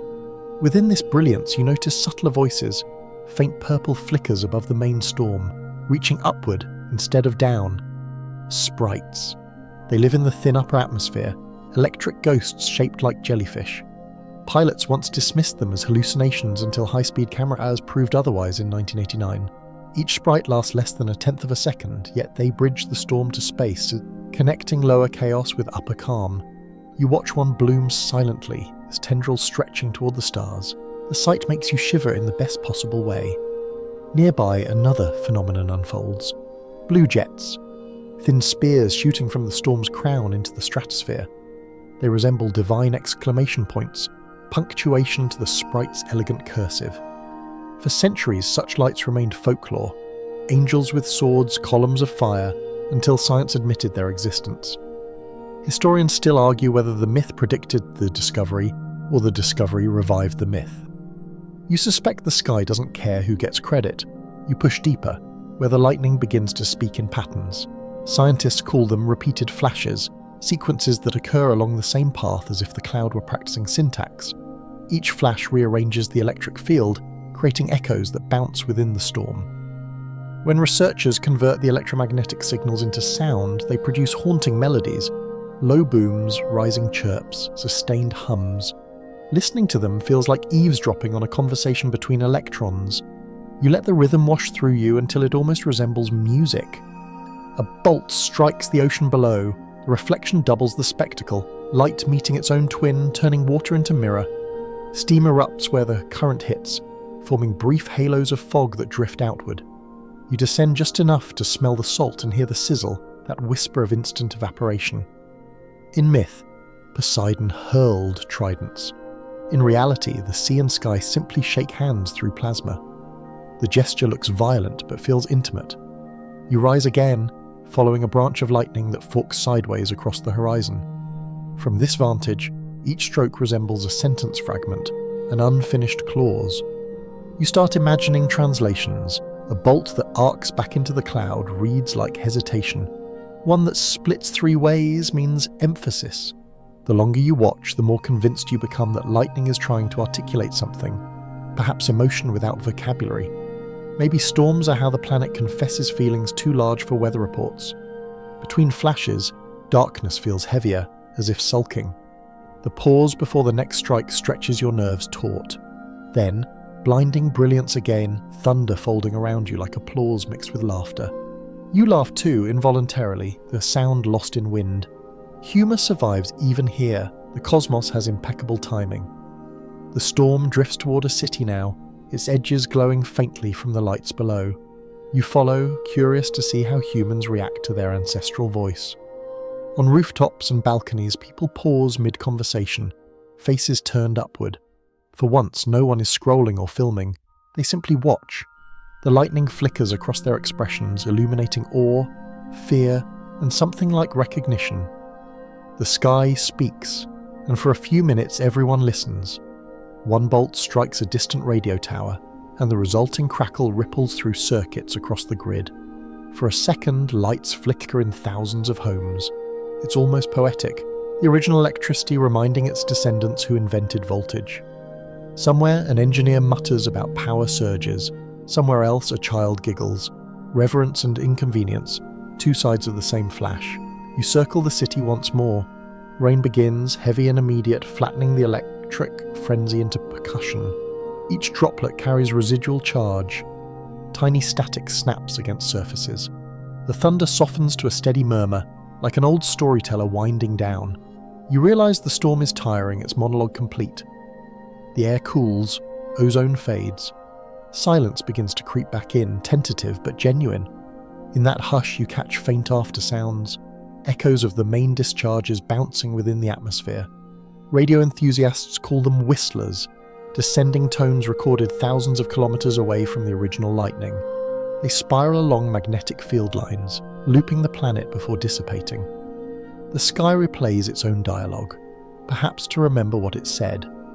You find the idea endearing. Even thunderstorms enjoy hearing themselves talk. The clouds begin to open, stars emerge one by one, timid at first, then bold. Where the storm retreats, thin mist glows from residual charge, faint phosphorescence lingering like thought after speech.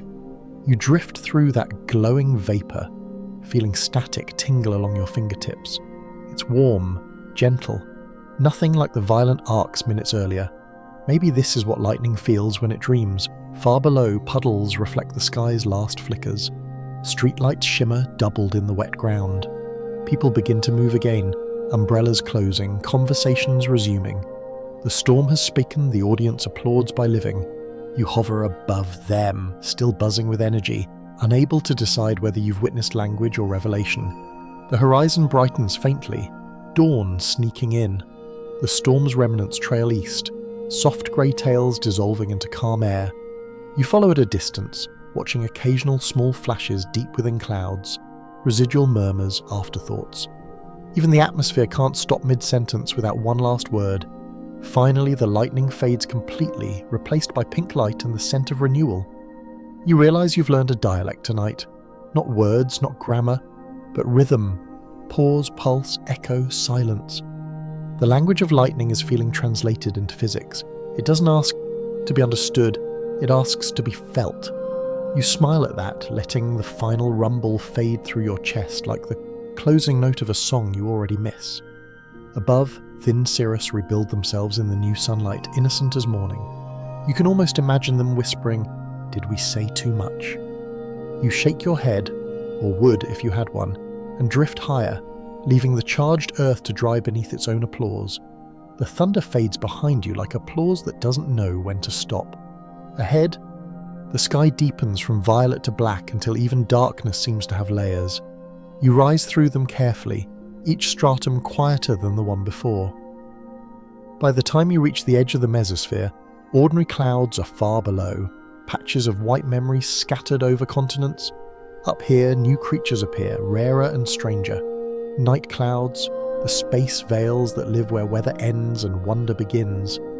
The air is so thin you can almost see time passing through it. Stars sharpen until they look too bright to be real. Then you notice faint threads of silver drifting horizontally, glimmering like spider silk caught in moonlight. They pulse with a colour that isn't quite blue, isn't quite white, something colder, as if forged from reflections rather than substance. These are noctilucent clouds, the highest in the world, perched 80 kilometres above the sea. They form from ice crystals wrapping around tiny grains of meteor dust. Ashes of cosmic visitors turned into gauze for Earth's shoulders. You glide into them. The temperature here drops to 130 degrees, but there is no sense of cold, only stillness. Each crystal reflects sunlight from far below the horizon, so although the ground lies in darkness, the sky glows softly. It feels like trespassing into someone else's dawn. You reach out, instinct, habit, and a swirl of particles rearranges, shimmering like fish startled in deep water. For a second the whole sheet ripples, then smooths itself again. Even at the edge of space, etiquette applies. These clouds didn't exist in the human imagination until the late 19th century. After Krakatoa's eruption in 1883, observers around the world began reporting ghostly twilight bands that lingered long after sunset. Scientists at first blamed volcanic dust, but decades later they realized something new had appeared. Historians still argue whether noctilucent clouds existed earlier but went unnoticed, or if industrial pollution helped them form by providing extra dust. Either explanation carries irony. The more we fill the sky, the more beautiful it becomes, until it isn't. You drift along their luminous surface, watching faint waves travel across it. The undulations remind you of breathing, slow and deliberate. Below, the planet's curve gleams faintly blue. Above, stars pulse like punctuation in an endless sentence. Every few minutes, a meteor streaks through, seeding new ice behind it. You can almost hear the whisper, a brief hello, before disintegration. Even in death, matter volunteers for art. A satellite glides by, silent, efficient, its solar panels catching the same sunlight that paints the clouds.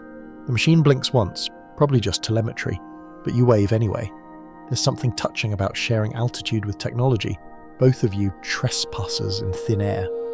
Down below, millions watch weather apps predicting rain, unaware that these delicate veils above are busily editing sunlight itself.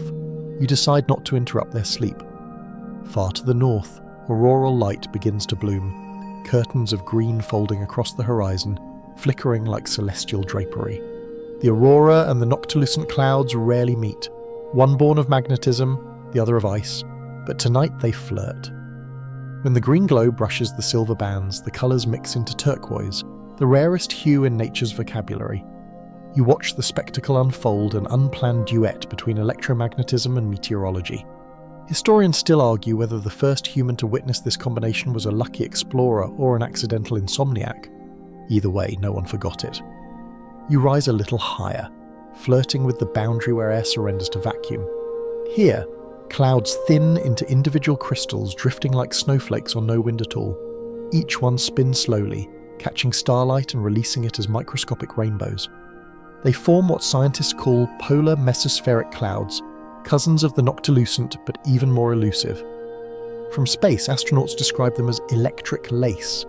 You prefer memory static, frozen applause from the day below. A faint hum surrounds you, not sound exactly, but vibration. Charged particles stream along magnetic lines, brushing the sparse molecules here and making them glow faintly ultraviolet. Space isn't silent. It just speaks above human hearing.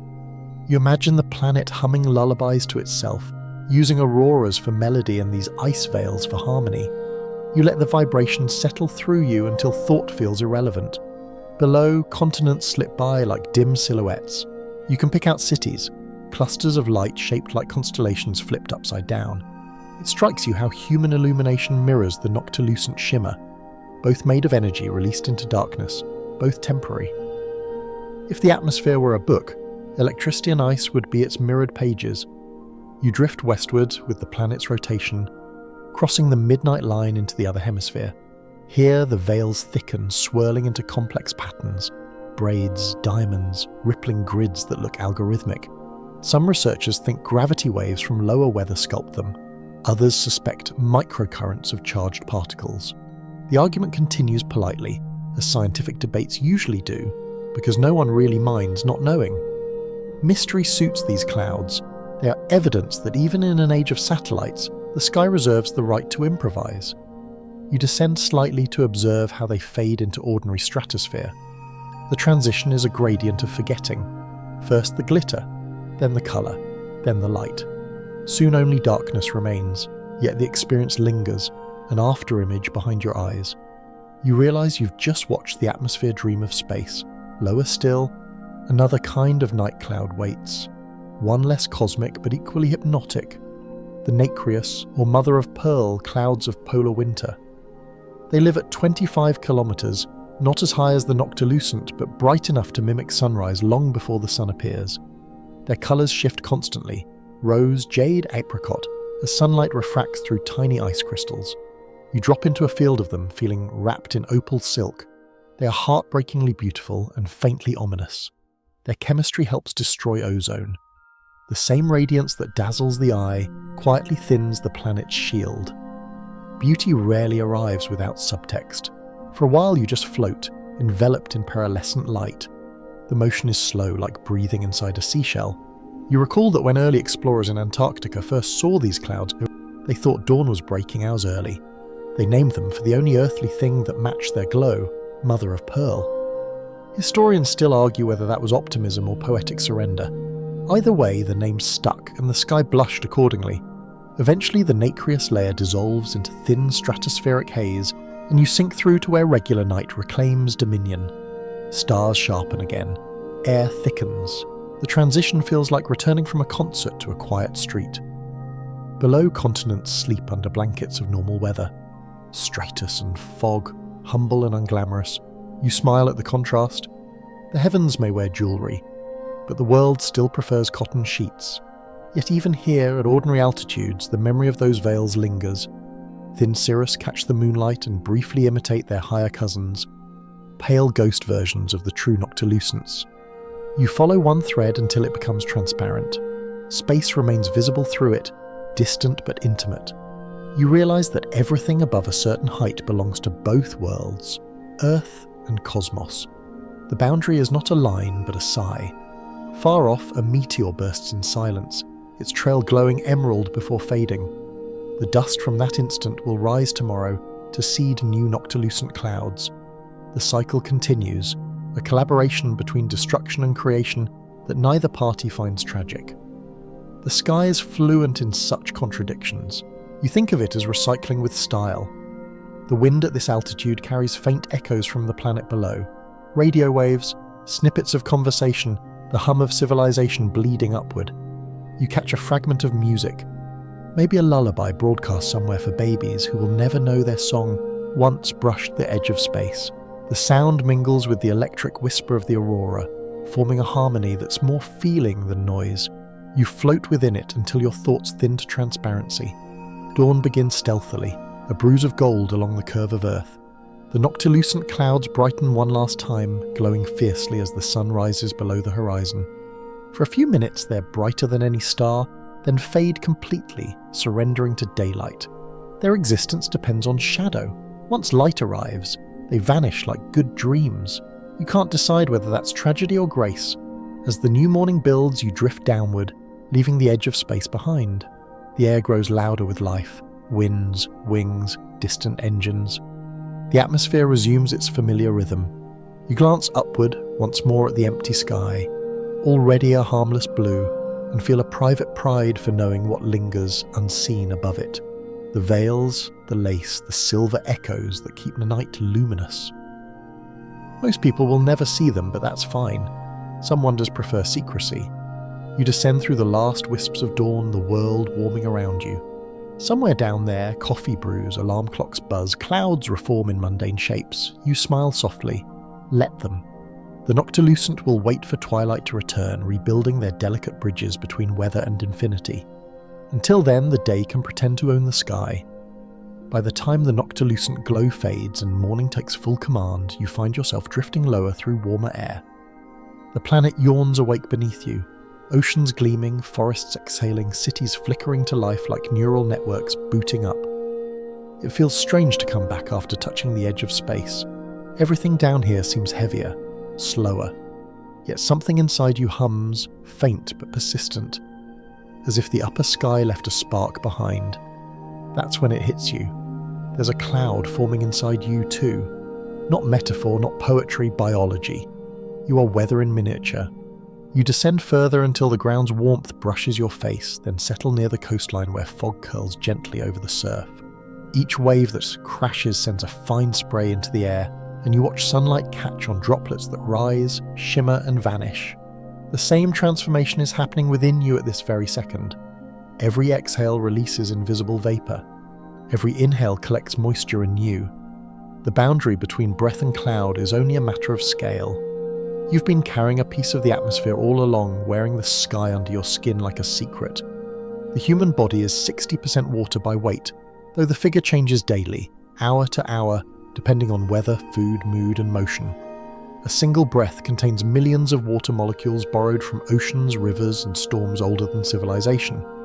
When you sigh, they return to circulation, ready to join the next cloud that drifts by. Statistically speaking, at least one molecule in your body once belonged to Julius Caesar, another to a dinosaur, another to a fish that decided land looked promising. You're a condensation of history. Scientists call it the hydrologic cycle. You might call it reincarnation with better physics. You step, well float, through a patch of morning mist rising from wet sand. The air feels thick with new beginnings. Each droplet is a world, reflecting the horizon upside down, tiny universes repeating the larger one. You inhale deeply, and for a moment it's hard to tell whether the moisture is entering you or you're dissolving into it.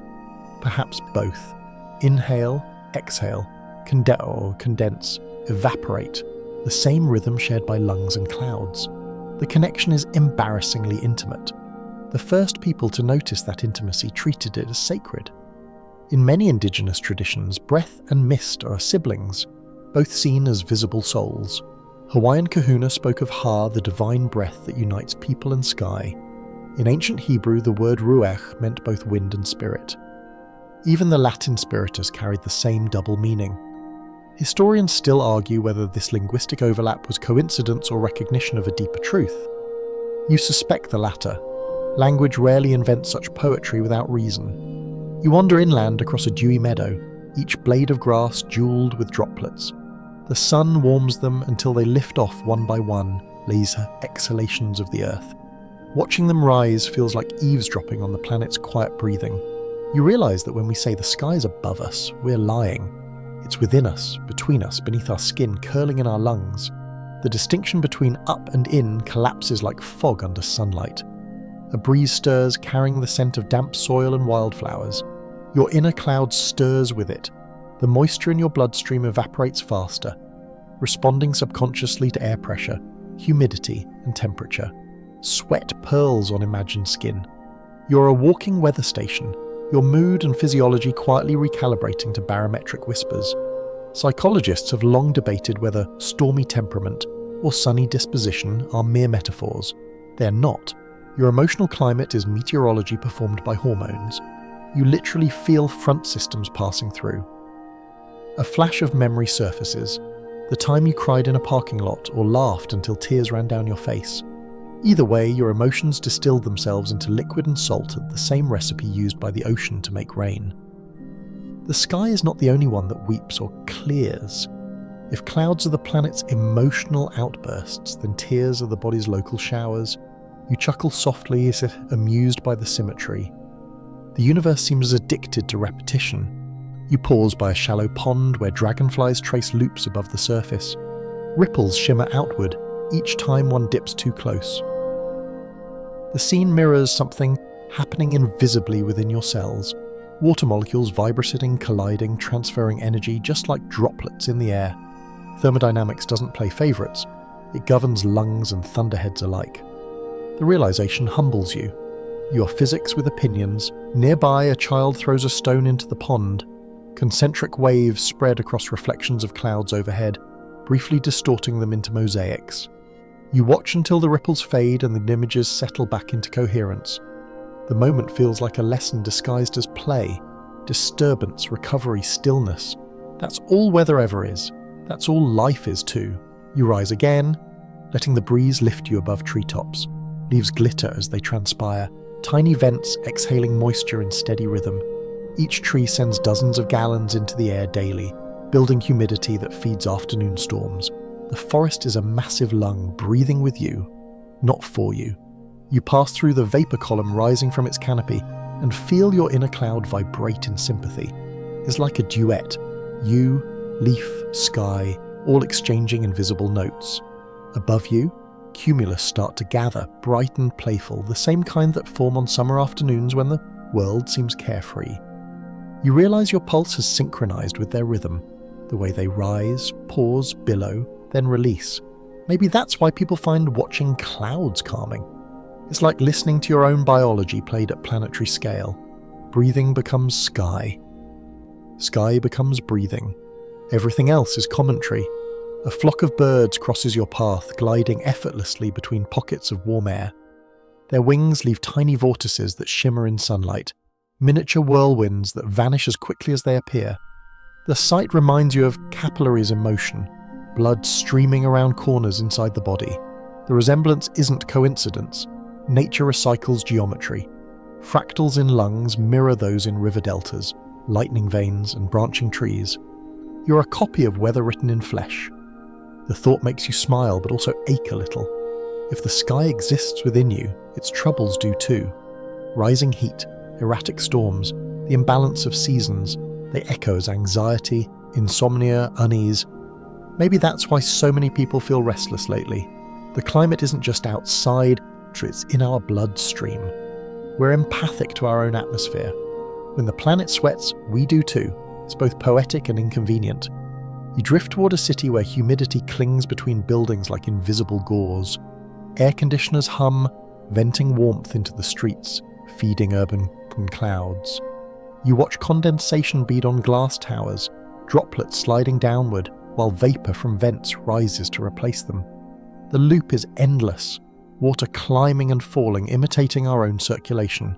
Somewhere inside each office, people sip coffee that was rain last week. Their exhales feed the same air you're gliding through now. It's impossible not to feel connected, even if they never look up. A sudden rain shower sweeps across the city, washing dust from rooftops.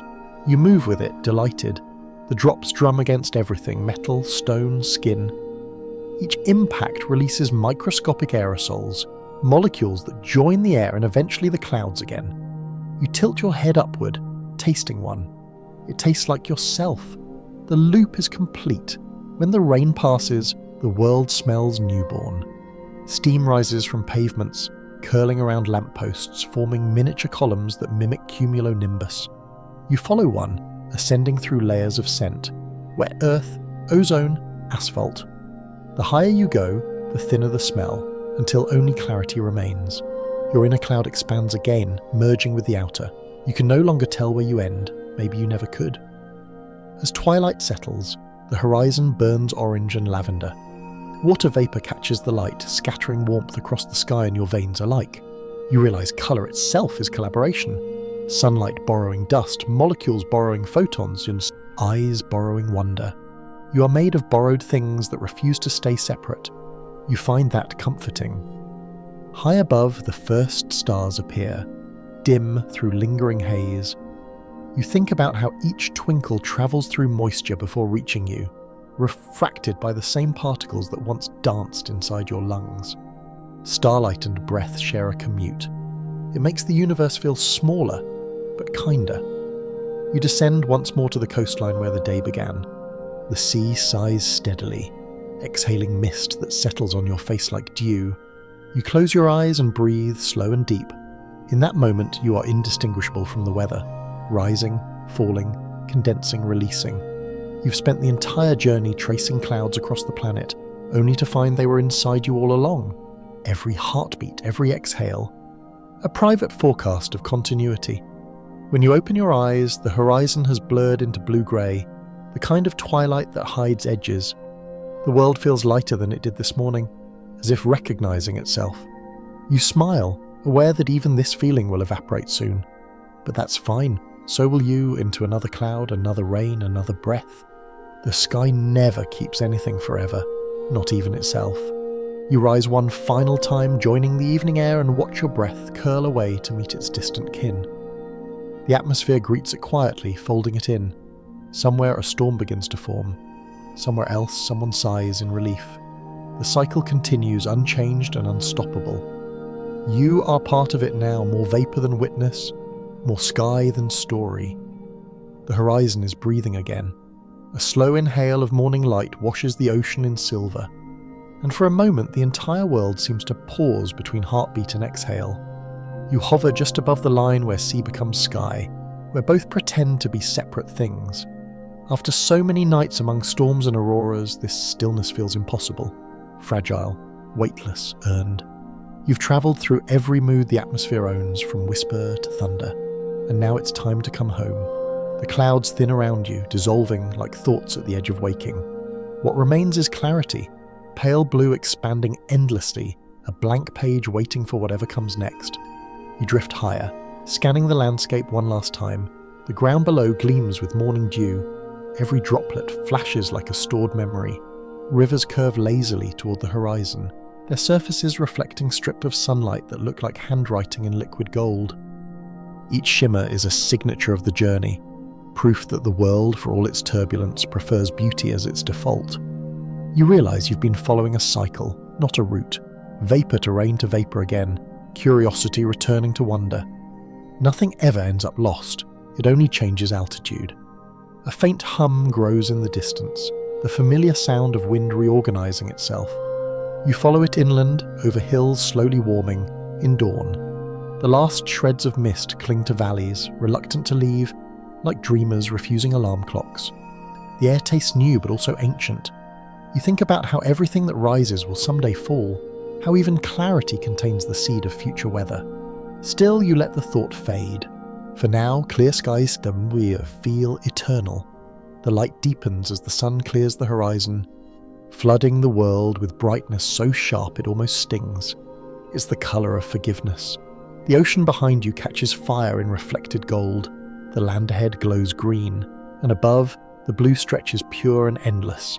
You've seen clouds in every disguise, bruised, furious, playful, but this uncluttered dome seems more miraculous than all of them. After complexity, simplicity feels like revelation. You rise through the first thermals of the day, watching tiny dust motes ascend alongside you. They glitter briefly before vanishing into brightness. It's the same everywhere. Motion toward light, disappearance into warmth.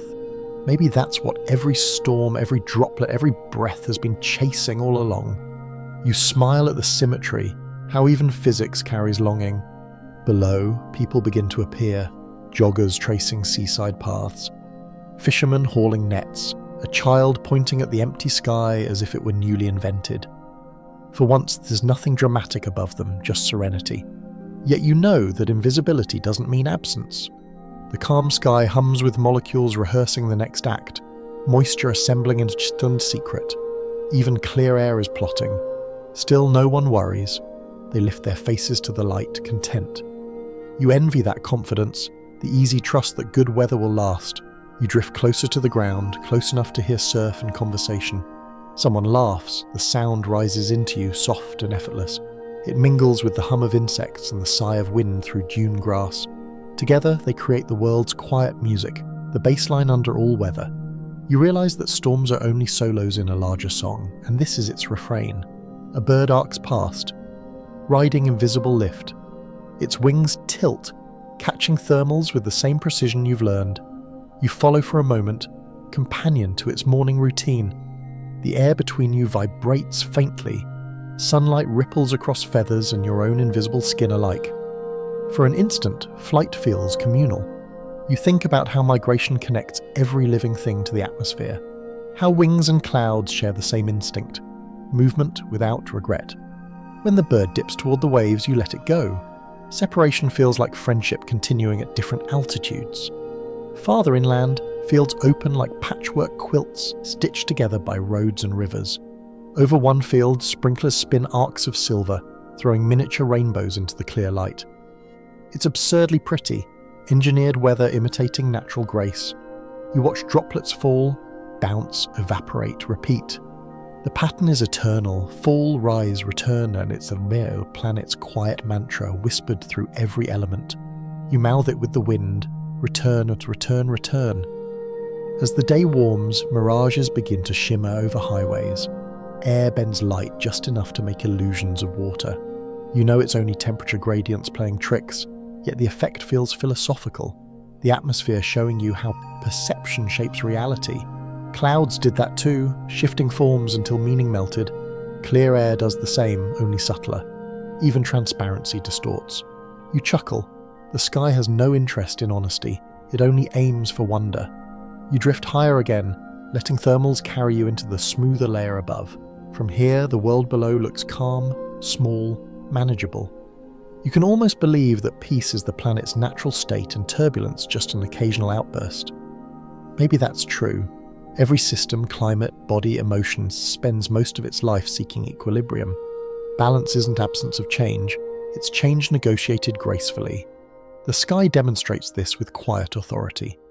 A commercial jet crosses far beneath you, contrails stretching clean and linear across the blue. You follow it for a while, amused that even humanity's loudest inventions look delicate from here. The line soon frays, dispersing into invisible moisture.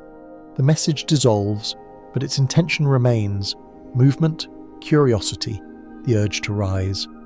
You whisper encouragement into the thin air. Afternoon settles softly, warmth mellowing into golden haze. You notice the horizon trembling slightly, as if tired. Even clear skies grow weary of perfection. A few wisps of cirrus begin to gather high above, almost apologetic. You smile. The atmosphere never can resist improvisation. But today the clouds are content to decorate rather than dominate, filigree instead of drama. The light filters through them like music through sheer curtains. You think about how humans measure time by shadows, yet clouds measure it by movement. For them, memory is distance travelled. For you, it's sensation gathered. The difference feels small now. You've absorbed enough of the sky to understand its patience. Nothing here hurries. Even wind has purpose without anxiety. You let that calm settle into you until thought slows to the pace of drifting pollen. Toward evening, the colour begins to change again. Blue deepening, gold sliding into rose. The sun lowers, dragging its light through dust that turns it into wine. You float in that glow until the world looks sepia, nostalgic for itself. Shadows lengthen across the ocean, tracing gentle arcs that dissolve where water meets air. You feel the day exhale. Soon stars will return and the cycle will begin again, moisture rising, clouds forming, lightning speaking. But for now, equilibrium reigns. Even silence sparkles. You descend once more to skim the sea's surface. The air here is cool, salted, soft. Small waves catch the last rays, flashing briefly before folding back into calm. Each crest mirrors the shape of a cloud you once saw miles above, proof that the sky practices its art in every medium. You trail your fingers through spray, feeling how water always recognizes its own. The droplets leap upward to greet you before gravity claims them again. Reunion, farewell, reunion. The first star appears, Venus, low and bright, and you feel that gentle tug between night and day. The sky darkens so slowly it feels like breathing out. The blue fades to indigo, then to the quiet black you know so well. Yet even darkness feels different now. Not emptiness, but clarity stretched thin. You've returned to the starting place, but everything has changed, including you. You are lighter, quieter, less separate. The sky inside you matches the one outside. Above, thin trails of vapor linger, glowing faintly in starlight before dissolving completely. No trace of the storm remains. You could almost believe the planet dreamed it all. Perhaps it did. You smile into the darkness. The same way one smiles at a story's last line, not because it ends, but because it continues somewhere unseen. The wind hushes to a lullaby, a low rhythmic whisper that vibrates through every molecule you've borrowed. You let it carry you upward once more, not away but into perspective. Beneath you, the ocean reflects constellations. Above, the real ones shimmer. Between them floats you, breath, water, memory, perfectly balanced in the pause between inhalation and rain. You whisper a quiet thanks to storms that taught you language, to clouds that forgot themselves, to lightning that found its voice, and to silence that let you listen. Gratitude spreads through you like warmth. The sky answers not with thunder, but with stillness. You take that as acknowledgement. The stars brighten, the air cools, the planet rolls forward into night. You exhale slowly, releasing what remains of yourself into the clear sky, another invisible molecule returning home. The world keeps breathing, so do you. The night stretches gently like a sheet being pulled over a tired world. You hover just above the ocean's calm surface, letting its hush steady your pulse. The waves no longer sparkle, they simply breathe, silver in moonlight soft as sleep. The air has cooled to perfect balance, that delicate point where motion forgets urgency. Even the wind seems half asleep, brushing past you with the quiet of someone closing a door without waking anyone else.